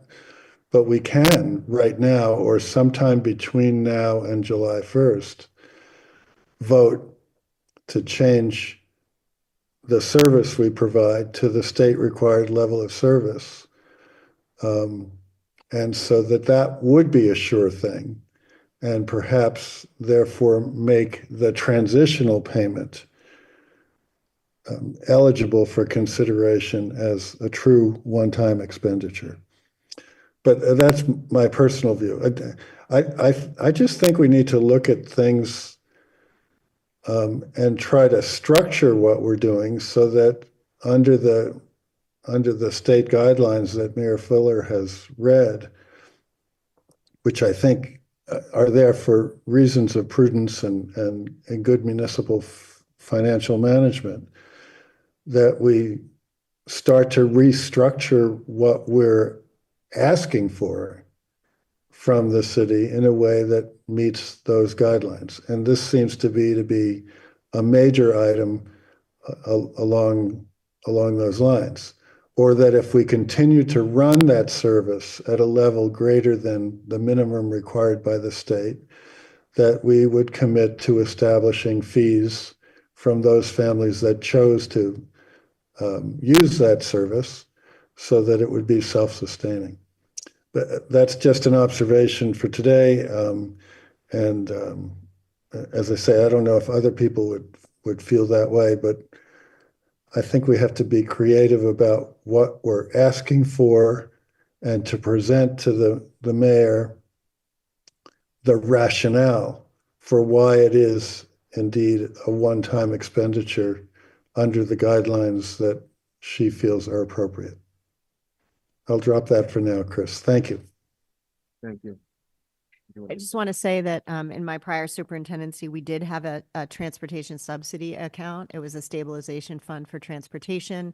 It was for this purpose. It was free cash was only put in it when there was free cash available, and it helped to defray the fees charged to families each year. It was about $3 million in a district 1/3 the size here, was put into it each year as a yearly subsidy. It allowed for a wider berth of transportation services. So there is a way to do that. You name it as a stabilization fund for that purpose. I'll just say that exists in the world.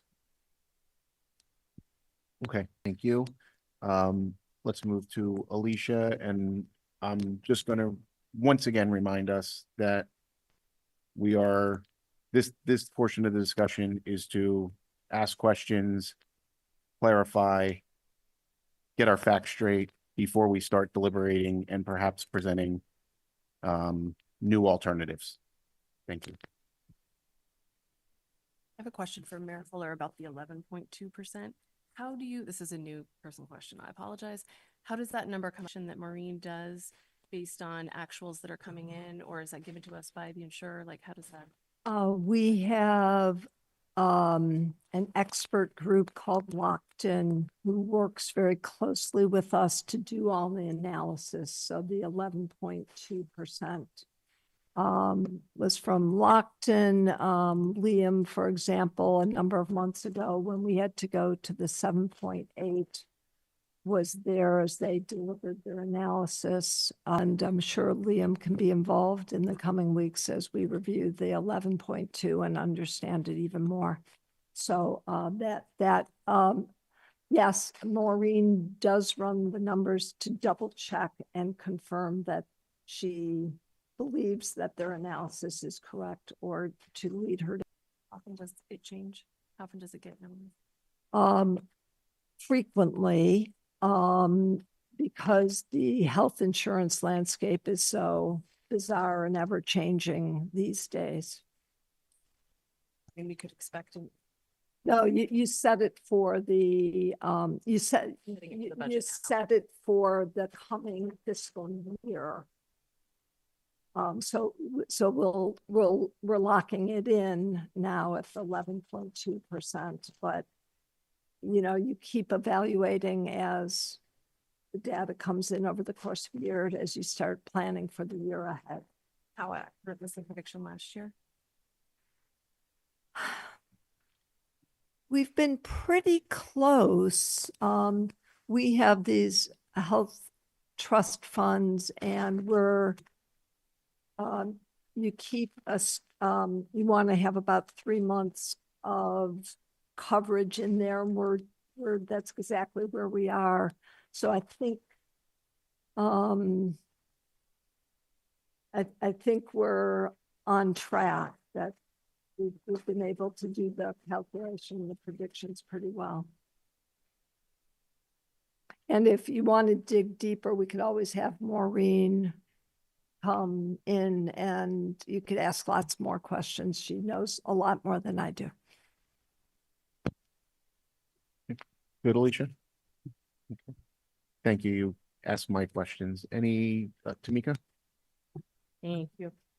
So again, Mayor Fuller, just following up a little bit more about the Division of Local Services guidelines. You said that their guidelines regard free cash as something not to be used for general operating support. How then does that kind of square with using free cash to supplement something like an education stabilization fund, which can then be used for operating support? I'll read the relevant sentence one more time. As a non-recurring revenue source, free cash should be restricted to paying one-time expenditures, funding capital projects, or replenishing other reserves. So they do understand that you can do it. So in that way, it essentially can cycle into operating funds, just in a different mechanism. Okay. And to be fair, you applied that mechanism this year in the fall. $2 million. Exactly. Okay. We used free cash to do just that and to extend the life of the stabilization, the NPS Education Stabilization Fund. Okay. So that is a mechanism that allows free cash to become operating funds eligible. All right. Thank you. Thank you. Other questions? Rajiv, go ahead. I think this gets to the superintendent's update, not yes, fast forward. Thank you. Appreciate it. So there were a couple of, so first let me start with the K-AIDS and the contingency for Title I funding. I think it was for Title I funding. Yes. Right. With the kindergarten aides, when 2 years ago we made the decision to reduce the number of kindergarten aides. At that point, it was an actual cut. We were in the middle of another very challenging budget discussion. I want to understand how we're looking at it here, because I remain confused about when we show the numbers as being in or out of the budget, and I've brought this up previously. So we had in the initial budget, we had added back the kindergarten aides as a contingency. The 15 15.35 FTE are not currently in place, correct? And if we remove that contingency, the 15.35 FTE go away, Correct. but it's not our current employees. It's not our current staff. Correct. And much as I would like to see us have more kindergarten aides in place, I just want to be clear that we're not talking about a cut of 15.35. They're being moved out of the budget, but we're not firing 15.35 FTEs here. No, Is that but I correct? just want to, if I may, Mr. Chair, Go ahead now. say that July is the hearing. Let's say we get a December decision that says you must implement that. At that time, some other employee or some other way of funding that, some other employees have to go in order for us to fund that, or we have to have some other funding source to implement that hiring, because we would not have had a contingency to hire. And that's all I'm trying to guard against, because it would be disruptive to lay off other employees to pay for this legal activity later. I'm glad you brought that up, because that was the second part of my question. If at whatever point we have a decision come through and we need to put in place 15.35 FTE, why would that be a layoff? Why would it not be a realignment of existing employees? And again, I'm not saying there wouldn't be disruption. There would be disruption, because we would need to find 15 and some portion of an employee to put in place. But I'm just trying to understand why we think it would be a layoff.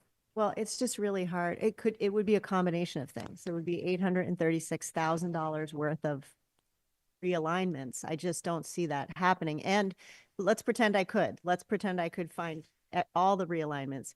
It means that somebody who is given a full-time job, and realignments generally mean reorganization, and someone would have to go. Some portion of someone would have to go.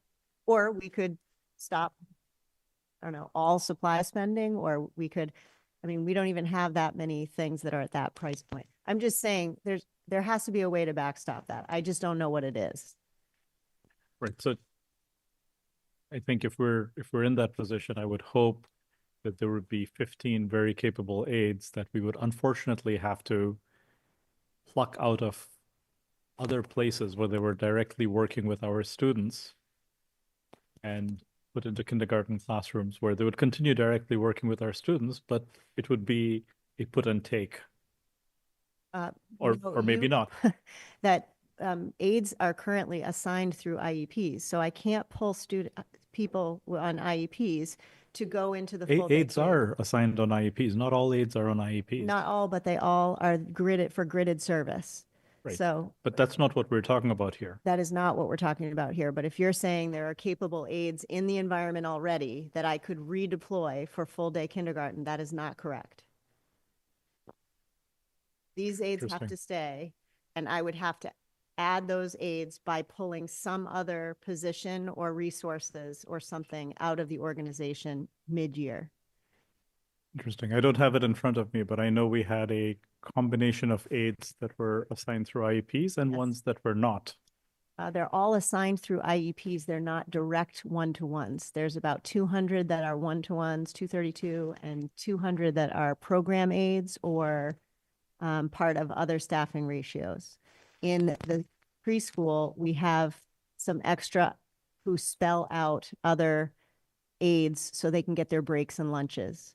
So they are unassigned, but they are there so that there's no break in service for preschool services. Are you telling, are we saying that the only unassigned aides, like ones who are not allocated to a specific IEP, are the ones we currently have in kindergarten and no others? Correct. Except for these people who spell out the other. So like if Tamika and I are both one-to-one aides, Aunt Ping might be the person who relieves all of us for lunch breaks. Hour at a time, right? So they become the sub-in for those. And there's very few of those across the system, and they're associated only with the program aides. Okay. That sounds different from the numbers I remember, but I can go dig that up. Sure. So that was one thing. In terms of the backstop, again, trying not to get into any direction we could go here, the 15.35 are not currently in place for kindergarten aides. We don't currently have the 3 digital learning coaches, and I understand the need for those. And then we do have them. That is a cut of 3 existing people. Stephen's budget. Stephen's budget. And then the 1.5 math coaches we do have, and we had assumed they would be going away as part of the Title I cut. They're in the Title I budget. So we have to find a way to guard against the reduction of that money, should there be a reduction. So if I can just, on that one, so we had 1.5 math teachers. They were on the grant, on the Title I grant. We were assuming in the beginning the loss of that grant, so we were going to take them on into our budget. The real people, real jobs. They were not going to lose their job. In this case, they're not going to lose their job. We're now assuming that the grant is still available. So they come back off of our budget and back on assuming that the grant is there. So really no change in status to those people. It's just where they were, where they were basically housed. That's correct. Okay. So back onto the grant is the assumption for those 2 positions. Got it. Okay, so I think I understood that one correctly. Just one other quick thing on this is the student services reductions that we're talking about, are those related to the new programs? They're not. They're not. So those, at least I'm assuming then for Unit C, we're talking about the aides who provide support that is not under an IEP? So no, they do provide support. We are going to restructure and add to caseloads for those group assigned paraprofessionals. And again, this does not affect the 2 new programs that it does have been not put in place. All right, thank you. You're welcome. Thanks, Rajiv. Mayor Fuller. Just a slight, I thought the superintendent captured what we had said quite well. I'll just say one thing. The city did not recommend that entitlements be level funded. We shared that that's what we are doing and it was an option, but that is a school committee decision. But we do feel very comfortable on the city side level funding the entitlements for now. We're obviously all watching this literally hour by hour. Thank you. Any other questions specifically related to what's been presented before we move to discussion? Okay, Emily? So on the list of the potential cuts here, I feel like I missed the chess move. Are the SEL interventions still on the block, or did we substitute them for the DLS? I know something along those lines happened. I've been trying to find other ways to substitute that. So there's options in A and options in B. Just the analysis and impact of these folks at the elementary school on preserving. I mean, you heard one of our SEL folks here today. She did not exaggerate the impact of her work. And I want our principals focusing on teacher quality and instructional leadership. So there's the digital learning coaches were not on there previously, Rajiv, because we were trying to preserve, because they have some units in library. Some of them teach science too. There's like multiple FTEs combined because of other budget cuts and other times. They're kind of mishmash together. And I'm really trying to preserve the classroom experience there. So this was mind you, also that department took network hits and help desk hits previously. So I'm just, we're making a big hit there. Okay, thank you. Okay, why don't we move to our discussion of where we are, what's been presented. I'll open it up to members to share thoughts. Alicia, as our newest member who we've not yet heard from on her thoughts. I will share them now. But I first would like to thank each and every one of you for the time you've spent getting me up to speed and sharing your experiences. It's valuable to me. You too, you're over here, the one person over here. And it's a privilege to join you tonight. And what a night to join the committee. So the matter before us, I think like everyone here and there, I've been absorbing information. I've been trying to get as many perspectives as I can. And I think for me, it boils down to two rather simple questions. Is it a good budget and can we afford it?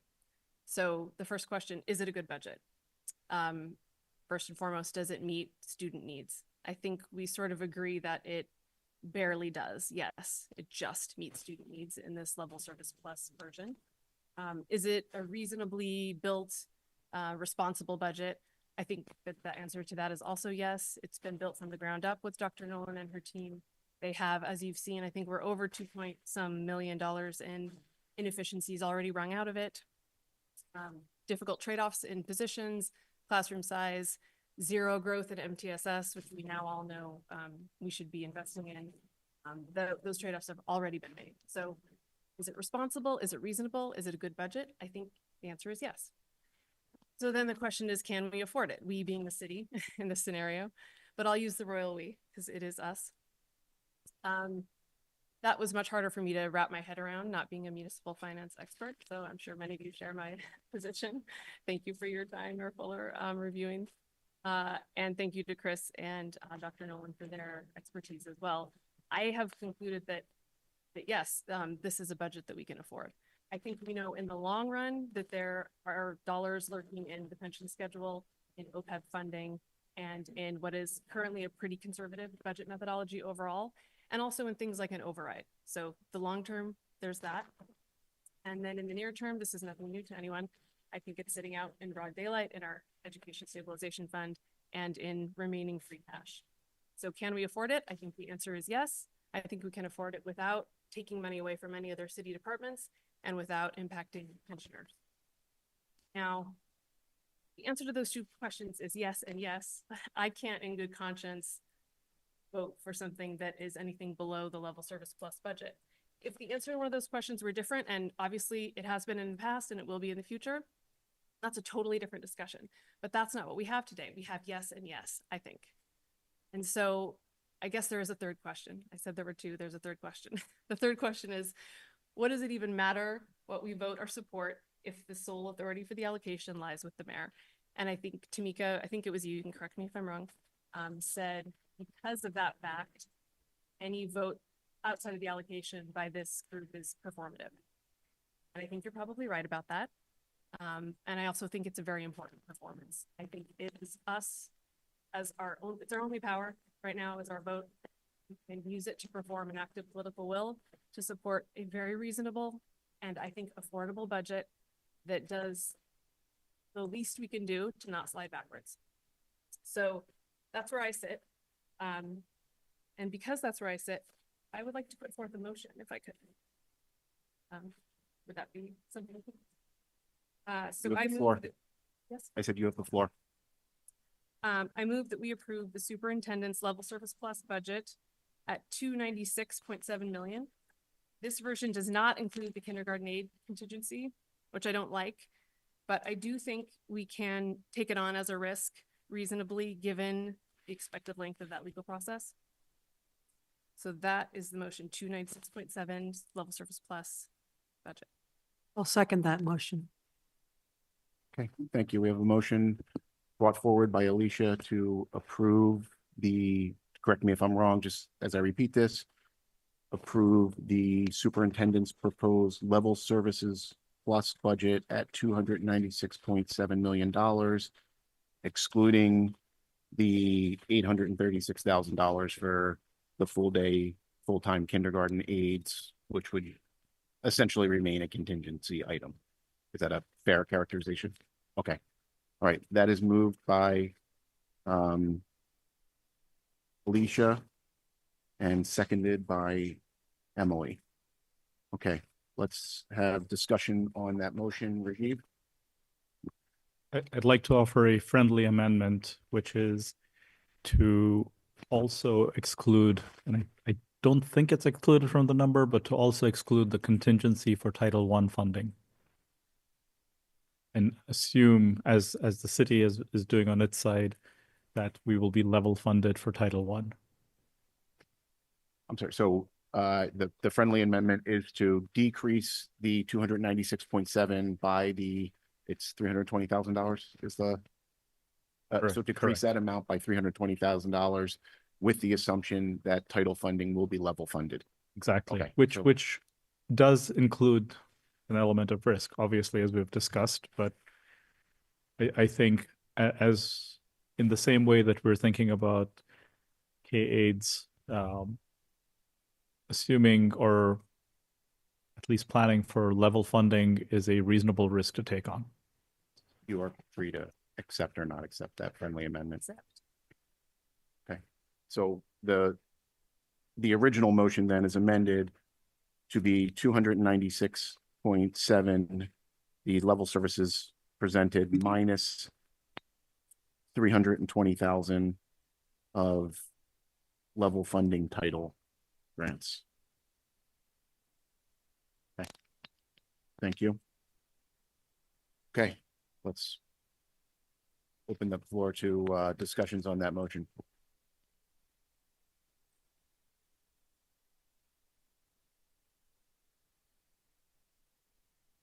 Barry, go ahead. I was going to Sure, say, I'll go Alicia, since you no one else blow wants them to away go. with your first. I will say that I think this is the right thing to do, but I want to do as I think one or two of the people who spoke today did, and just acknowledge that the position that we're in as a school committee, the position that the mayor is in as a mayor is not one that any of us want to be in. And I think that it would be, from my point of view, I'm thinking about what's right for the students and what's right for NPS. But I do want to acknowledge that I think it gets lost sometimes because we want our schools to be funded to a level that is astronomical and with every right.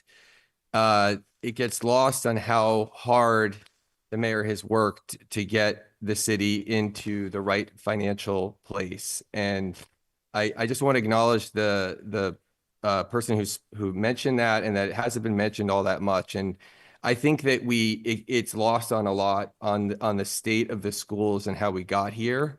And just acknowledging that it was not, in my opinion, the current mayor that got us here. It's previous administrations, and she has been working very hard to get us into the place that we're in right now.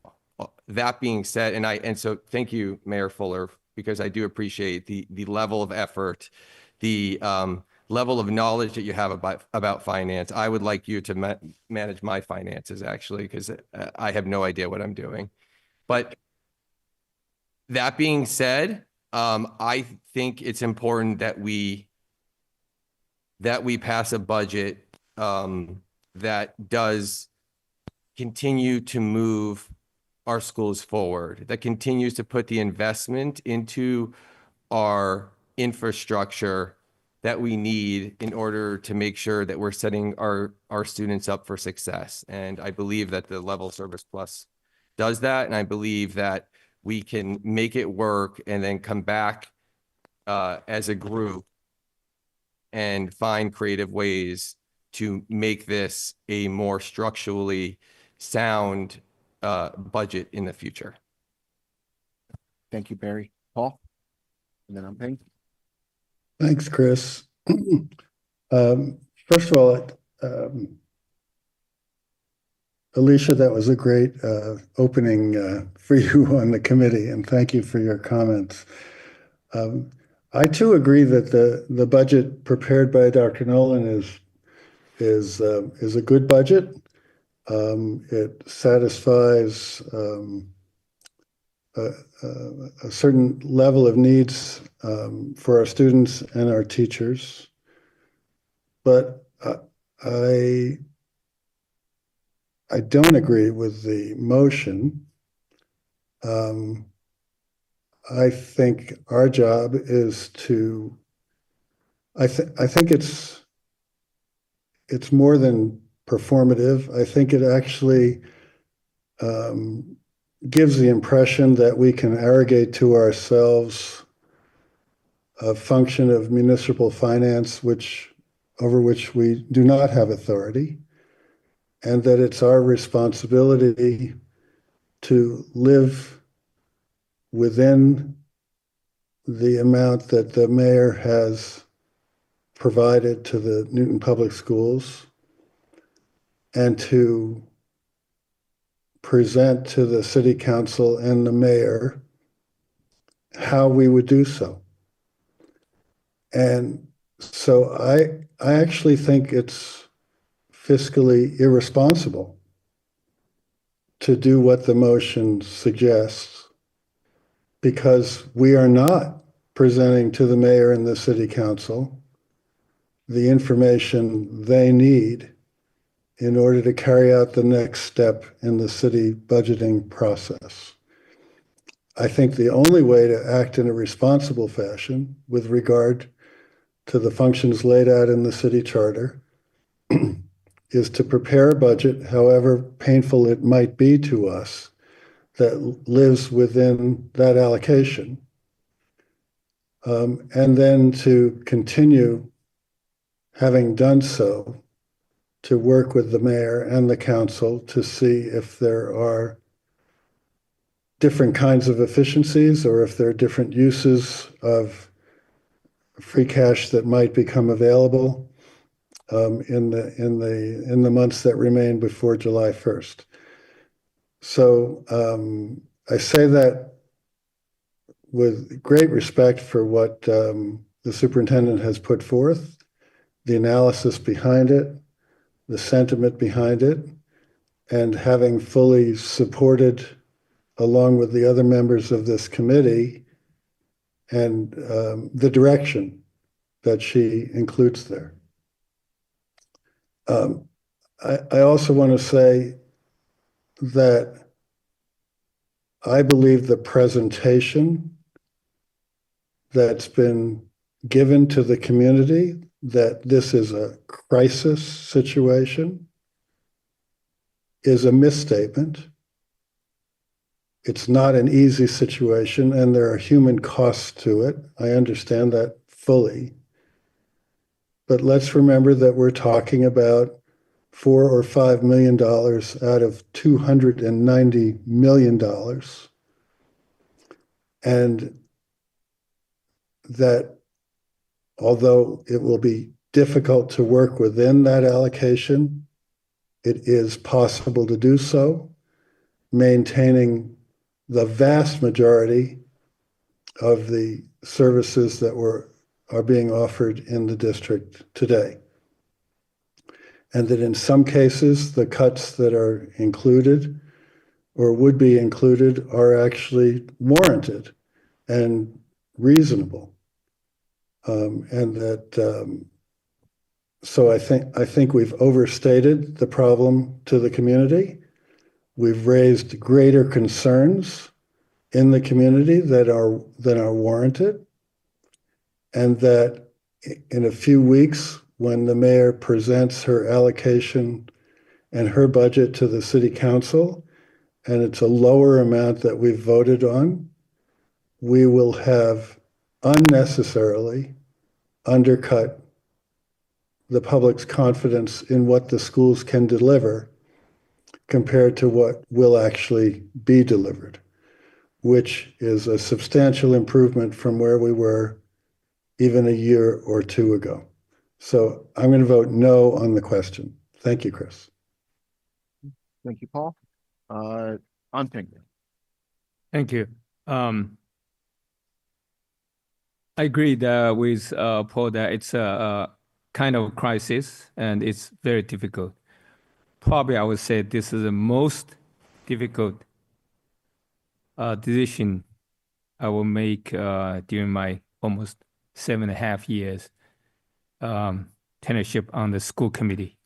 It's very difficult, morally, philosophically, fiscally, politically, legally, probably all very difficult. And as people use the word perfect storm quite a few times, and I heard that word. Also, as Gary mentioned, this is a lot of historical legacy there. It's not anyone's, responsibility or errors. So in that sense, we try to resolve those issues,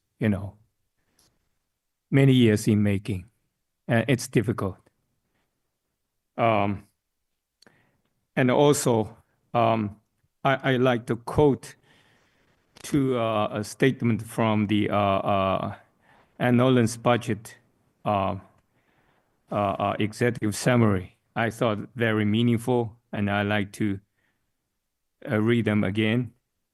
First one, Newton has long prided itself on educational excellence, and our commitment has consistently viewed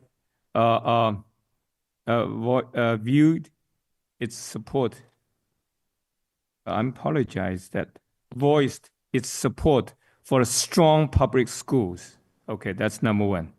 We have long prided ourselves.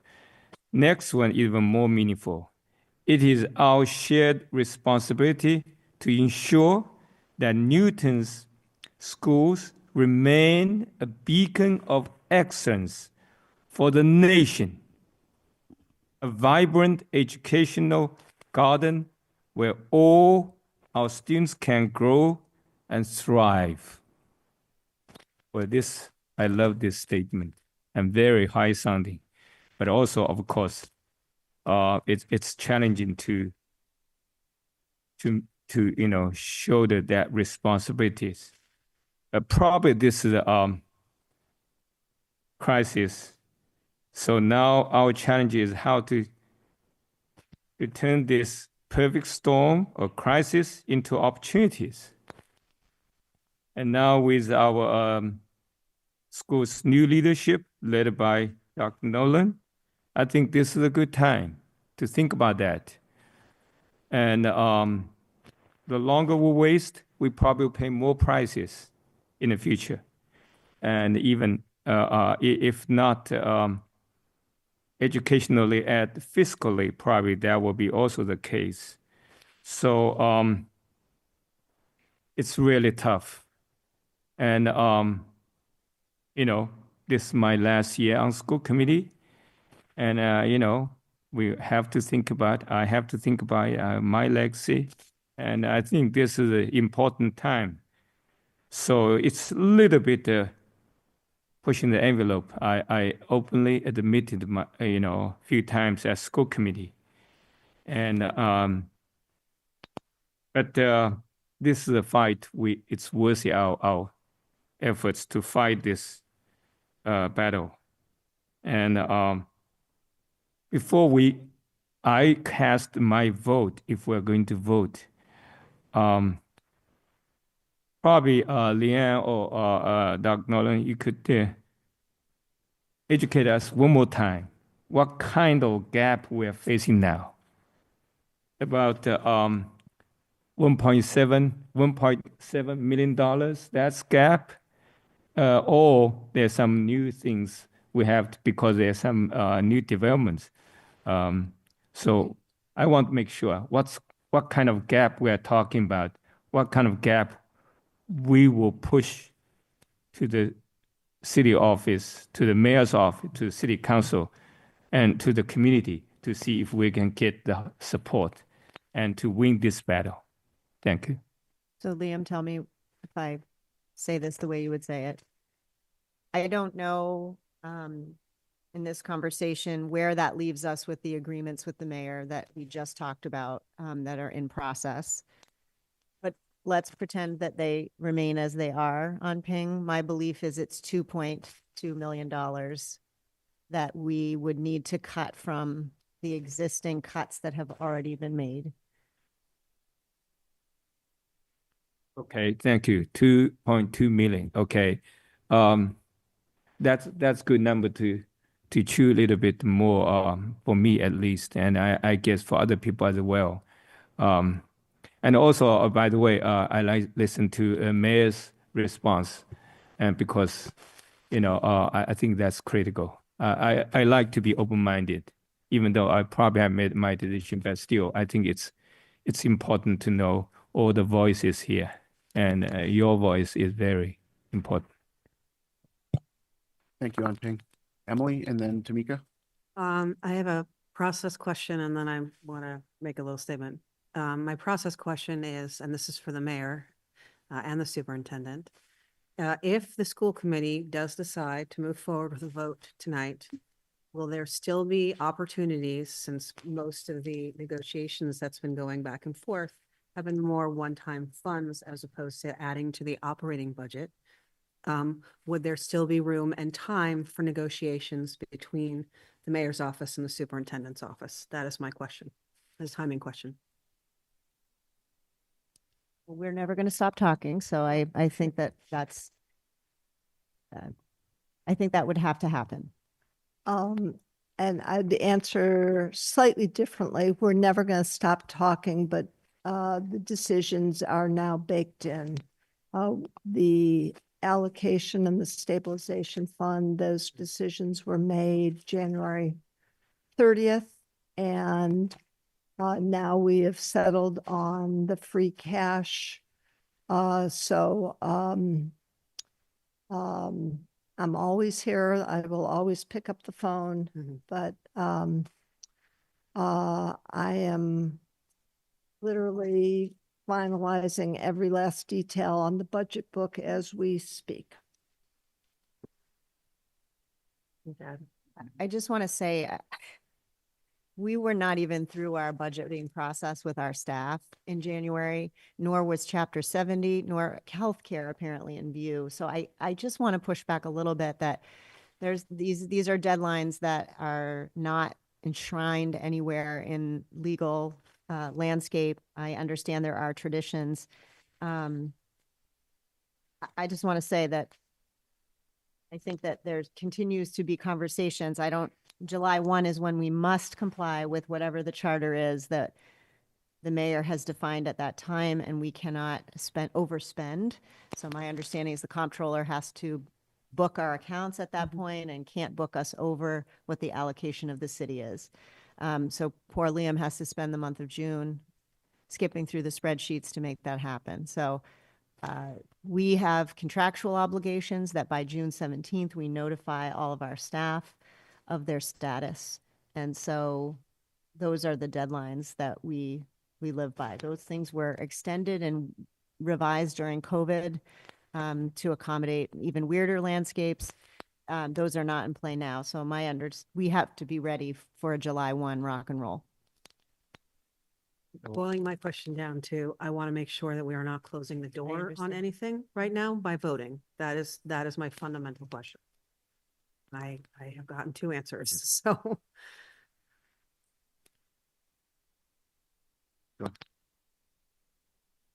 The financial landscape is clear. At some point, the school committee will have to vote on a budget that actually matches the amount of funds available. If the vote is taken tonight for a higher amount, the work is still in front of the school committee, and it will be up to the school committee to decide when to have the budget and the monies match each other. The longer you wait, I think there's some implications for, I think, human beings. Okay. Emily, can I just add that we are still actively investigating what the ramifications are, what the obligations are under both state law and the city charter, and when and if we would have to make certain decisions about having, numbers match and the like. Okay. Just a quick statement. I fully intend to support the superintendent's budget. It's what we need desperately. Fully understanding and going into it with eyes wide open that this is in fact performative, but I believe that it is, as Alicia said, a very important performative thing. I think it's critical. There have been so many people who have come out to school committee meetings, have been to PTO meetings. I think we had like 60 or 70 people at Mason Race today. That it's important. It's important for the public to understand and know what our priorities are. And the students of Newton is our priority, and that's reflected in this budget. So that's number one. Secondly, Paul, I respectfully disagree with you. I think that the concept of there being just efficiencies laying around in the district is a fallacy. And I think it's something that's been in the general community for years. And I disagree. I think that we're at the point now where we're not cutting $3 million worth of copier paper. This is not what we're doing. These are things that directly impact students. And I just want to be very cognizant of that and aware of that. Thanks. Thank you, Emily. Tamika? So I just want to follow up before I go into my scribbles remarks here. One point, Chris, that you just said, which is we are still actively investigating. At this point in our discussion, to be still actively investigating something as critical, using that word, Emily picking that up, as whether the school committee has a duty to certify and approve a balanced budget, and whether the school committee is obligated by state law at this point in our discussions, I would argue is entirely too late. This should have, if that's the need and if that's the desire, that should have been done and transmitted to this committee day one of our discussions. It is Noted. Thank you. So ASAP, and I would, if we take this extraordinary step of actually voting with that question lingering over this, I would say a dereliction on top of a dereliction, which then leads into my chicken scratch remarks here. And before I get into it, Ruthann, I'm sorry, Mayor Fuller in this setting, always Mayor Fuller. Can you pass over the oath that you read a little earlier? So while she's doing that, I will start. May I answer your question just while she's doing that? I thought you had by saying noted. Well, then you continued on, and that's fine. You can have the floor. No, go ahead. If there's greater context. I don't think there's any question about the legality or anything else regarding our ability to vote Dr. Nolan's budget at this time. That is not in question by anybody. What I said was we are still investigating, and I'm sorry I can't make council answer questions quicker. We are still investigating the questions of what happens through the iterations of things that may follow. Mayor Fuller, several meetings ago, talked about the illegality of actions, and to my knowledge, there has never been a statute cited about that illegality. I have followed up internally and externally with council, and I've got nothing. So that's where we are. I'm sorry I don't have a more clear answer as to what the entire distributions of outcomes is over the next several months, but certain things are just out of my control. Thank you for that. As I said, it would have been better to have had that clarity much earlier in these discussions than today, when we are on the verge of ruling or making a decision where that would incredibly inform our understanding of what guides our decision here. So, all right. Alicia, I very much agree with Paul that you made a very excellent and just very, another Paul word here, cogent summary of where we are and your way of approaching how you're thinking about the decision before us as a committee and you as an individual member of that committee. I think the way that you outlined how you're reviewing this decision, is it a good budget and is it something we can afford? Those are two questions. I think you expanded it to three. I don't recall the third question. It doesn't matter. It's immaterial. But I think those were very good frames. And I would agree with you. It is a good budget. It's an excellent budget. It is an aspirational budget, something that puts forth where we as a district hope to be, where we as a district want to be, where we as a district wish we could afford. That gets to the second point. I don't agree that this school committee, has the means before us to afford this budget. And that's the entire crux of this problem. The allocation is set by the mayor. It is not set by this committee. If I could blink my eyes and wish us, $300,000 or $300 million, I'd blink my eyes and wish that. If I could wish us 400, because why not? If we're shooting for the moon, let's shoot. That's what I do. That doesn't invalidate the importance of putting forward a budget that is clear as the living daylight about the needs of this district, about the needs for our students, about best practices for our students, about how we scale this district to marry the vision of Thrive with the vision of what we can actually do for our students and our staff. It is performative to do something that has no practical effect. And again, that gets to the crux of the matter. If we vote a budget that is what we would hope that we can afford, though we can't, because the mayor is the only arbiter of how much we actually get to play with, if we do that, what next? We approve this budget tonight. It's the budget that the mayor has said, no, I cannot meet that number. I can meet this separate number here, and it's 2 million shy of where the delta is $2 million. What happens at this point? Emily, you were asking about whether the negotiations are still open, whether there's room. I grant you there perhaps could be, but what I know has to happen is that at some point, this body has to be presented with a budget that actually does marry what the budget is and what we can actually afford.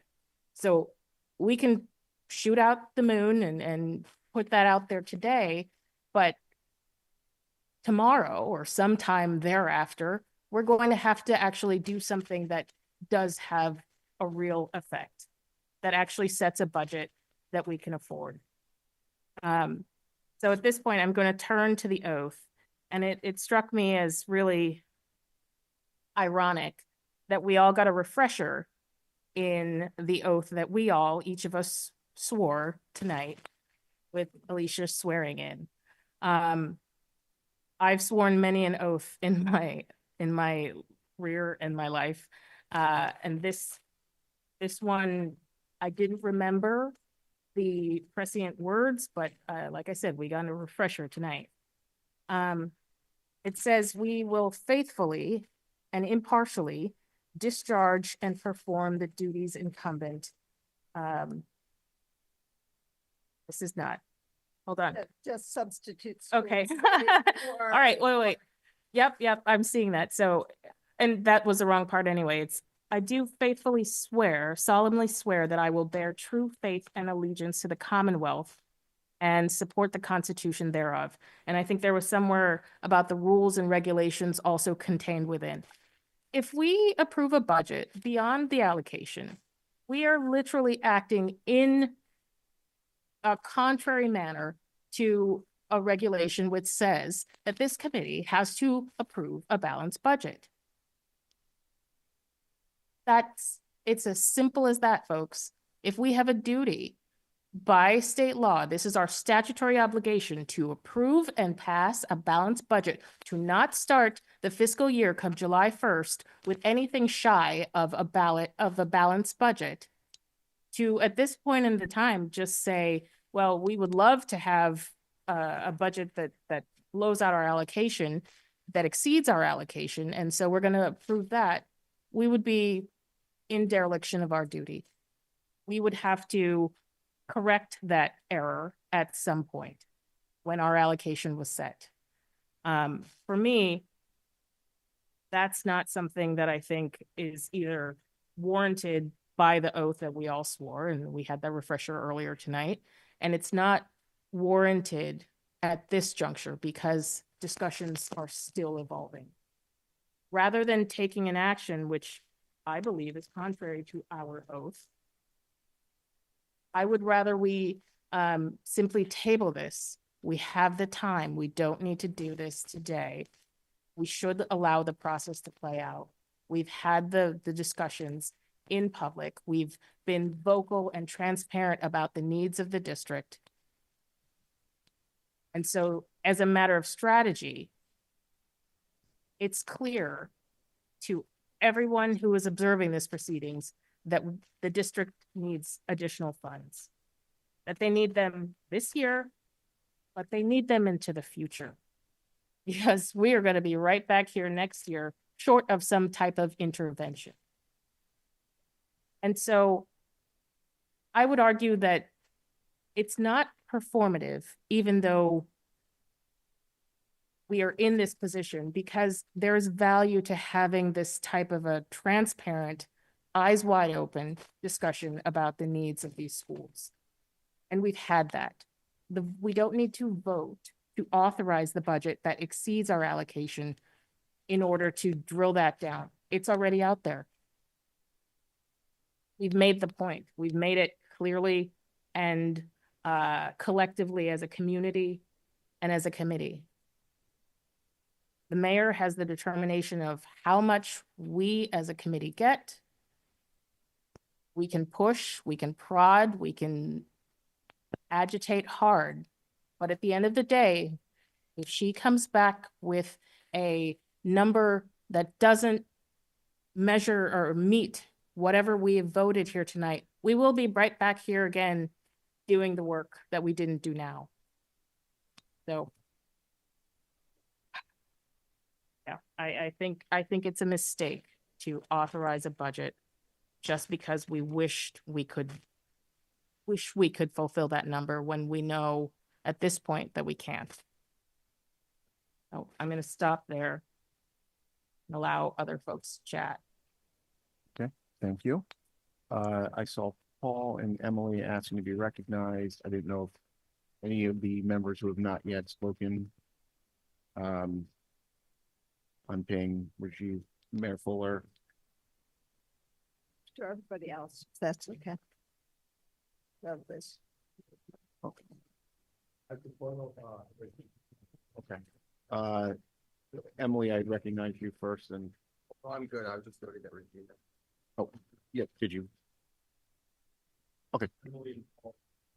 Okay, that's fine. So I'll recognize Emily and then Paul. Thank you. I'm just going to make this super quick. So just pushing back a little bit to make it. So when I said that I have my eyes wide open, when I made my discussion about how I wanted to support this to Alicia's motion. And what I mean by that is that I'm well aware of the fact that we're going to have to come back and we're going to have the important discussions. It's why I asked for the information in the first place in terms of what is this going to look like from a cuts perspective if we have to do the 3.65. So I think both things can coexist at the same time. I don't think it's a one or the other.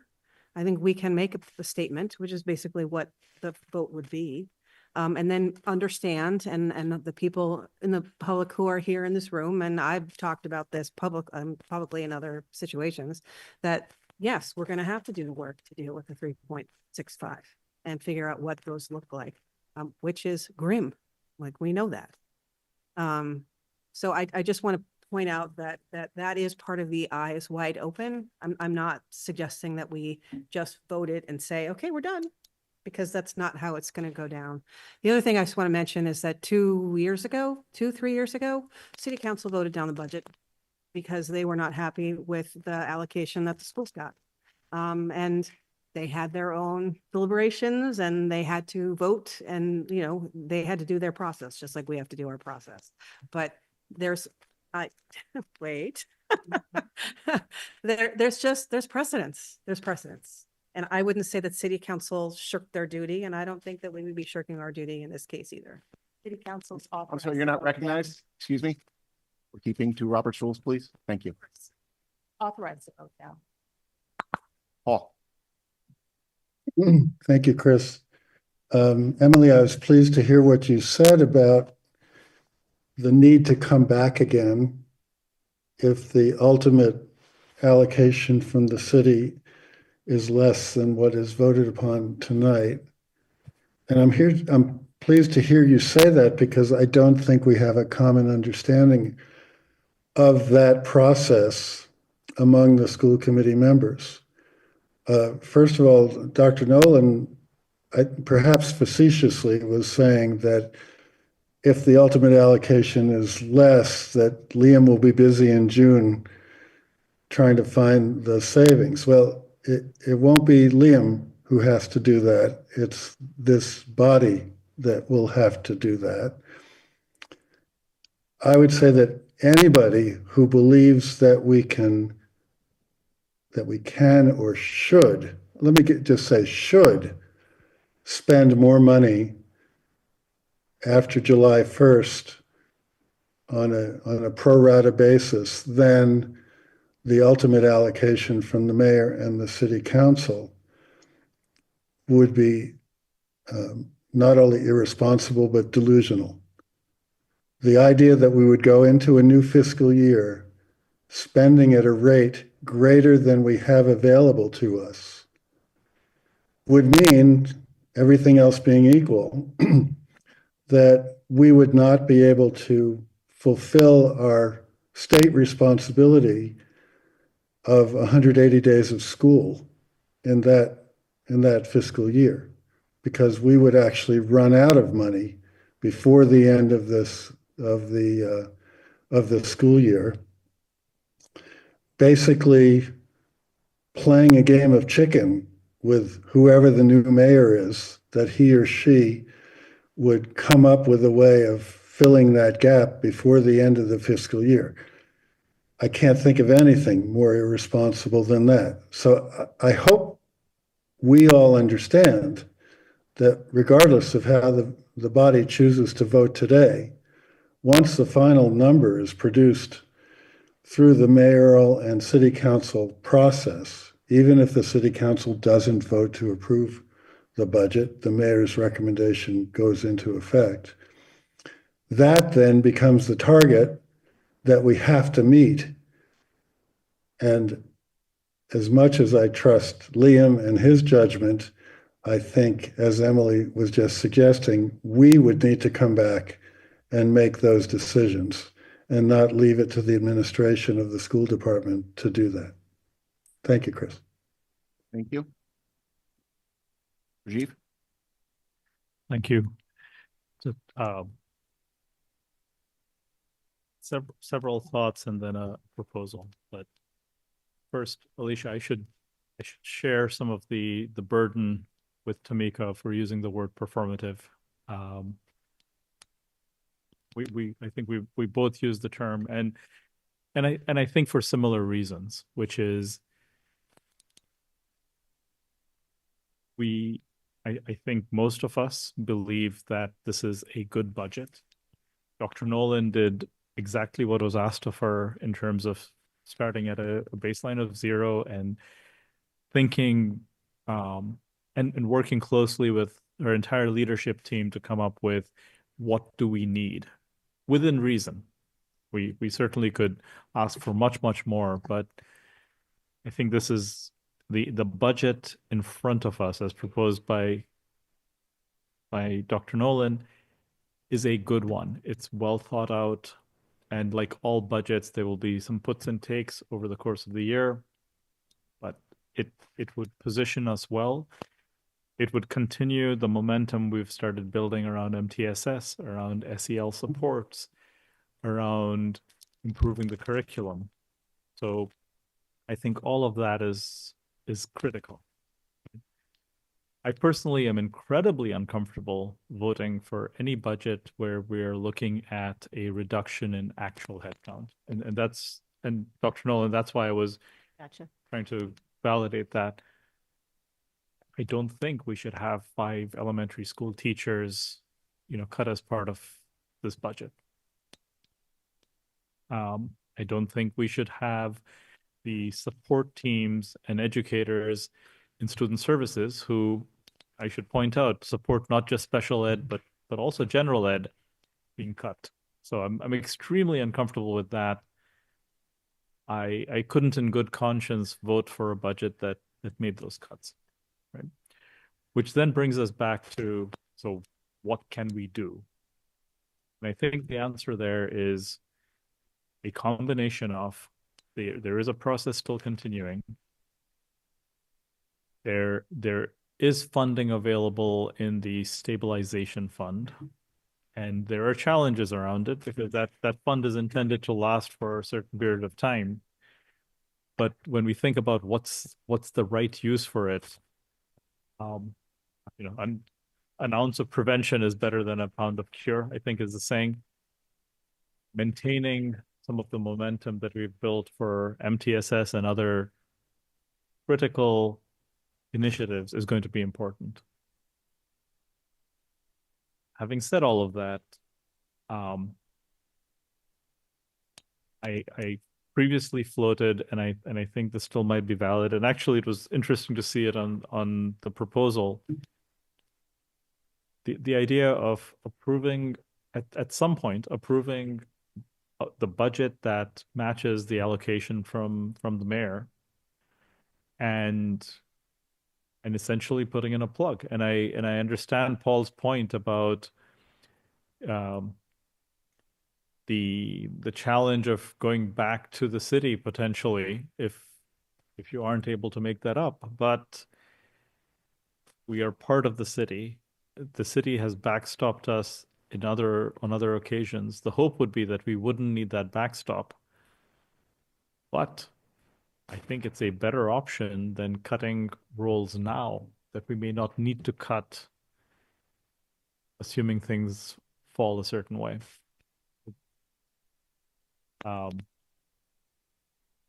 We need the funding, and we have to figure out how to get it. And if it's not a part of the current allocation, which we have to fit under, I think we have to be creative about timing of figuring out how to get additional funding later. I'll stop there. Okay, thank you. Maybe I'll share my thoughts. So I think Chris. Oh, you acknowledge me. Yeah. Oh, go ahead. Okay. I'll be quick. I thank Tamika to share her thoughts about the legal issue and, sworn in and all that. My question is, we don't have Joe here give some legal advice whether if we decide to approve this budget, whether this is legal, break the law, let's speak directly. If not, talking about balanced budget, I heard this all the time that the city, municipal government, you have to have balanced budget. But I think if there is enough money, if $2 million, and there is money, to make this balance. That means cut some other way. So I like to hear, oh, Jill here, sorry, I did not see you. Well, so in that sense, I will argue that, this clause, if say we have to make the balanced budget at municipal level, it's not our school committee's view. And, there's certainly, you could move money somewhere. So unless, if you tell me or someone tell me, school committee cannot pass the budget which exceeds mayor's allocation. If that's illegal, then I will think twice. Otherwise, I think this argument does not hold water. Thanks. So, what I will say is we are still consulting with outside counsel, but one thing that is clear, and it was in my memo from 3 years ago, is a school committee can pass a budget right now that doesn't square up with what the allocation hasn't been official, right? Like nothing's official until the budget gets passed through the city, right? It's just what's been communicated. So there's really nothing that you're going against that's official yet. So you could pass whatever budget you agree on at this point. How it plays out when it then gets recommended from the mayor to the city council and what happens there and what actually becomes the effective city budget is where the question becomes, and it's been opined that the school committee would have to get back together at that point to vote to a budget that squares with what is ultimately certified. I'm not sure if I'm using the right verb there as the city budget. Or I think there has been some question that I think the chair is waiting on advice on whether there is an alternative to that. But I do think some people here have expressed that their belief is that school committee would have to come back and basically vote and square it up with what budget is certified. That's one thing. And then there's almost like the secondary, it's not the exact same question, but has to do with spending more versus what is allocated, which is just a nuanced offshoot of that first question. Does that answer? For purposes of tonight, it is clear you can vote whatever the budget. Thank you. That's what I want to listen. Thank you. Thank you, Ping. So our policy DB on the annual budget states that the annual budget is a financial expression of the educational program in the district and reflects the goals and objections of the school committee to meet the needs of all students. Our policy DBG says the school committee shall, after a public hearing, vote on a final budget amount to be presented to the city council. The mayor has the authority by law to increase or decrease the appropriation, comprise each line item. So our obligation is to present a budget to the city council that we believe is the financial expression of the educational programs and reflecting the goals and objectives of the school committee. If you vote for a budget that says $292 million instead of $296 million, you are saying that $292 million reflects the goals and objectives of the school committee. That is what you are telling the city council. And so you can't sit here and say, I support Dr. Nolan's budget, and this is what I think the students need, and we all think we need this, but I will send to the city council some other number that is lesser, that doesn't fulfill those needs. So let's set all the illegality and all those red herrings aside, because they are of absolutely no impact of what we're doing here, right now.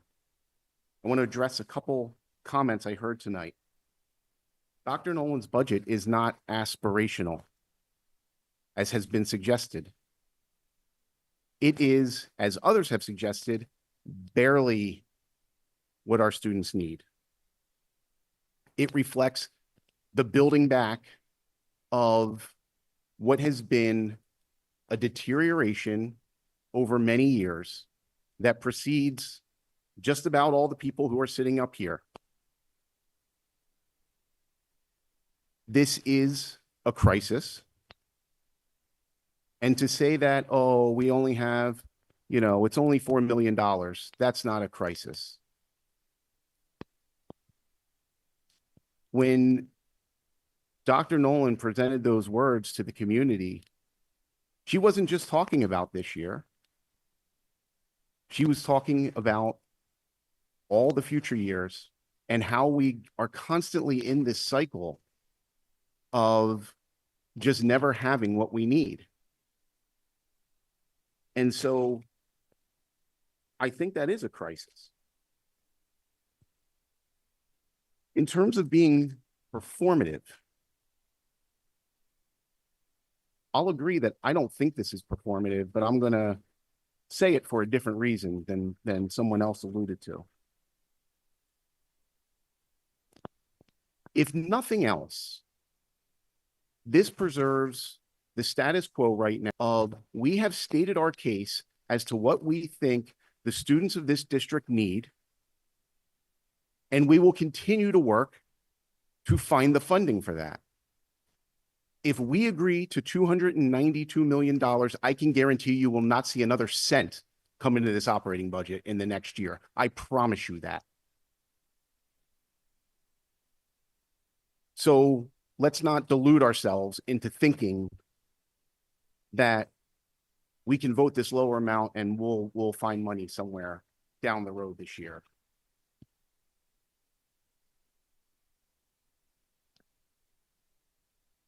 So I think it was a couple meetings ago when I said I would put forward a motion right now to approve the Dr. Nolan's budget if I thought there was 5 votes. I'm glad that motion was put forward tonight. I hope there's 5 votes. I hope we do our duty as a committee and we don't kid ourselves into thinking what we're presenting to the city council is fulfilling the objectives and goals of this committee. Because if that's the case, then I heard a lot of BS around this table tonight.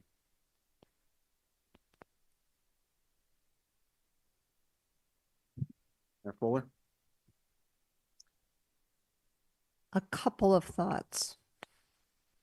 If the school committee is moved to vote on a budget that is higher than the allocation because they're trying to make it clear what they think is best for the students, you vote for Dr. Nolan's Thrive budget.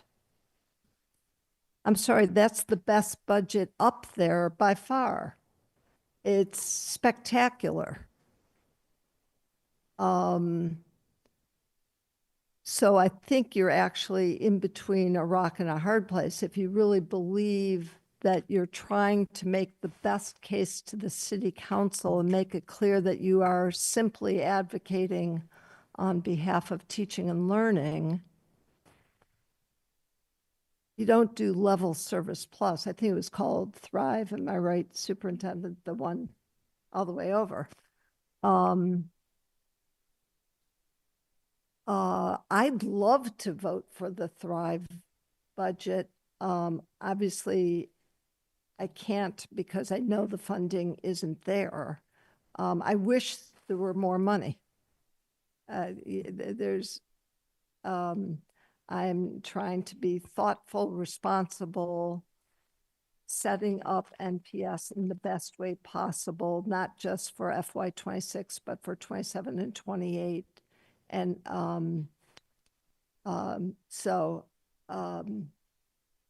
I, with deep regret, will be voting no. But I'd urge you to change your motion and vote for Thrive if you want to go to the city council with what you think is the best budget for the students.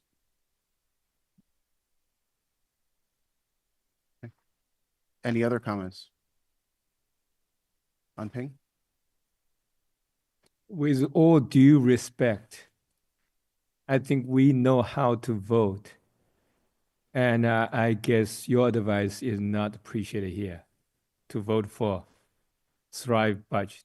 That's just not argument for us.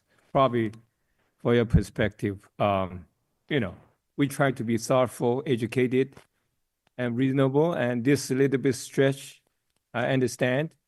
Push the envelope, you can say that, but thanks. Thank you. Okay. Tamika?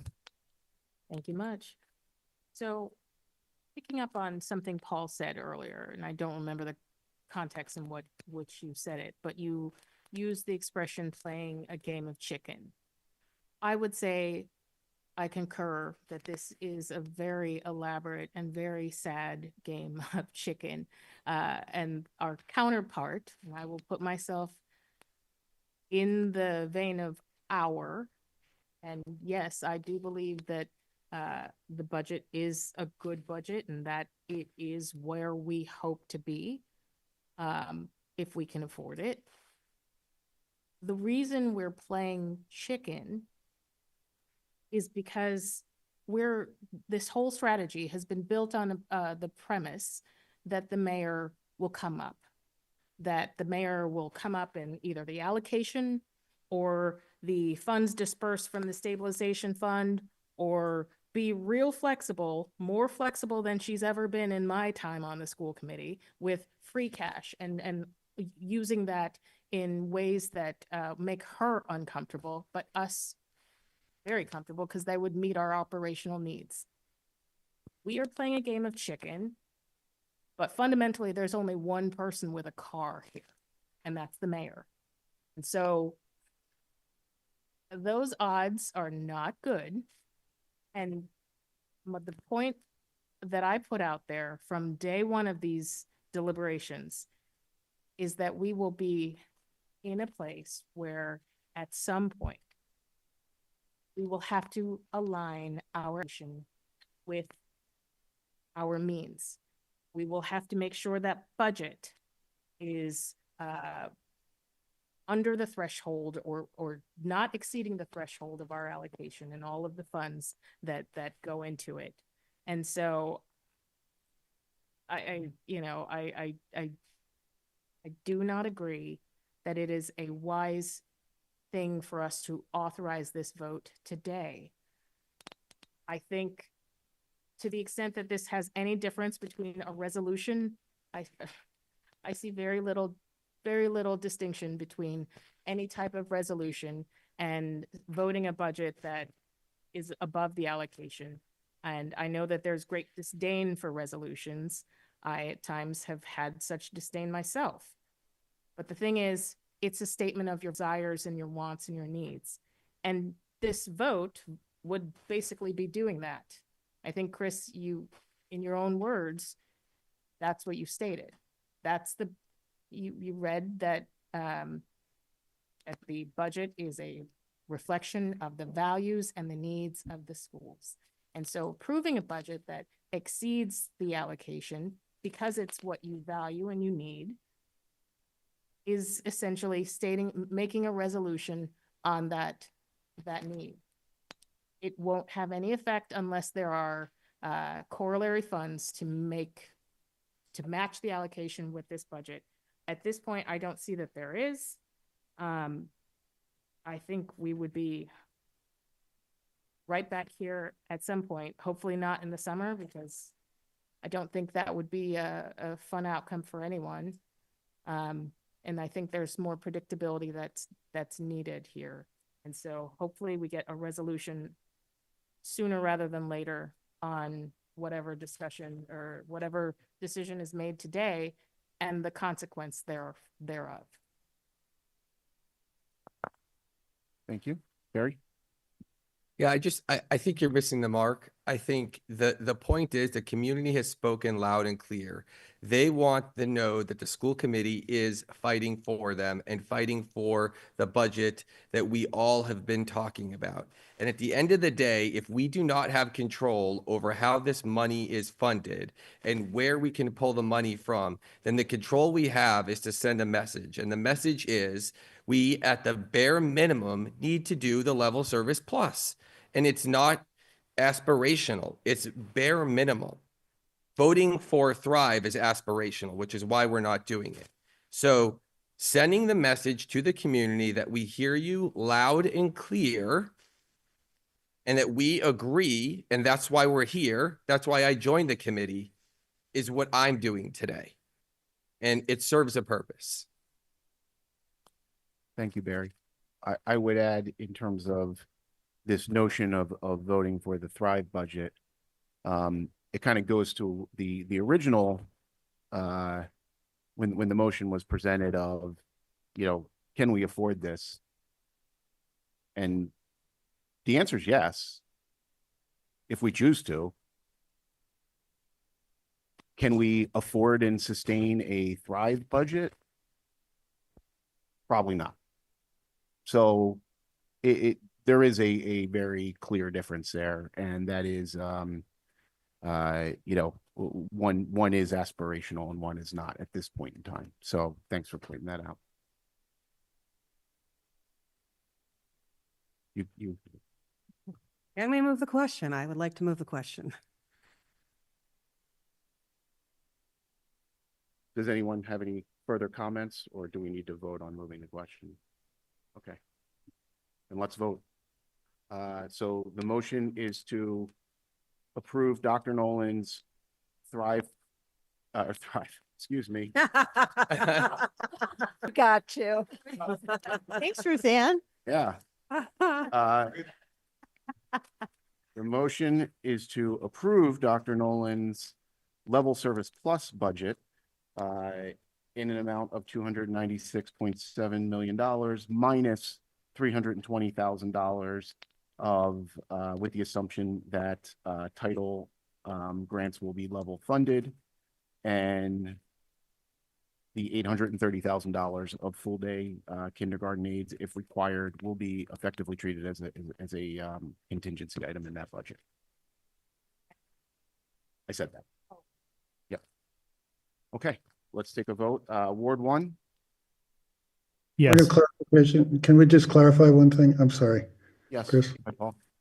Can you just, on the kindergarten aid, the way you said it made it a little unclear as to whether the total amount includes the 800,000 for the kindergarten aides or does not? It does not. And when I said I think the point was to recognize that it is a contingency item that is unfunded at the moment. Okay, thank you. Is that, Alicia, is that, okay. Thank you. Okay. Thanks. Chief, Ward 1? Yes. Ward 2 is yes. Ward 3? Yes. Ward 4? I hope that we'll be able to afford this and that we will be at some point in a position to actually move this into the budget. My response is no. Ward 5? Yes. Ward 6? No. Ward 7? Yes. Ward 8? Yes. Mayor Fuller? No. Okay, Lisa, that motion passes 6-0. The budget is approved by the school committee. 6-3. As I said, I think that leaves us some work to do. So, Question yes. before you close. I don't know if that was the next play. Procedurally, where do we go now? Are we going to hold, essentially get our schedules to do some work on the back end and have that predictable and out there, because folks are going to be, I feel like we're going to have to dig deep to come up with some additional meeting dates at some point. So what would be the mechanism for getting that? I'll circle up with Dr. Nolan and we'll communicate what his schedule looks like. And second point, continuously through the process, how are we going to get those to the school committee? We will either update in an open meeting as is required, or Dr. Nolan may provide updates outside of that. So regular and routine updates will be forthcoming. I would say yes. I mean, there will be updates. Thank you. Perfect. Okay. Chris. By the way, Chris, probably will announce again tomorrow, community Oh, forum. yes. So Yes, that will thank be you. perfect forum to Yes, there is another budget community forum tomorrow, 6:30, I believe, 6:30 at Brown Middle School. I just Chris? have one just quick clarification, just I wanted to give the actual number out. Okay. Just for Lisa, just to have in the record and just to walk through it. So this includes the ed stabilization account, this total bottom line number, which I believe is how the city council will vote on that. So the Thrive budget that Dr. Nolan had presented previously was 297,508,631. You mean the level service plus? That was the level service budget, excuse me, level Mistake service I budget. made. That's right. We're getting tired. I'm getting tired. We're taking out 836,373 of that, and then 320,000 of that, leaving an approved budget of $296,352,258. Just wanted that to be clear. Okay, thank you, Liam. One last Yeah, I question. think when you summarized the vote, you said 6-0, and I think it was 6-3. Oh, I'm sorry, 6-3. Yes, thank you. Thank you. Yep, thank you. Anyone else? Okay, thank you. We're adjourned. Just add what the calendar, we know the calendar, just as we start thinking about it. I present the budget to the city council on April 22nd. They have 45 days to vote.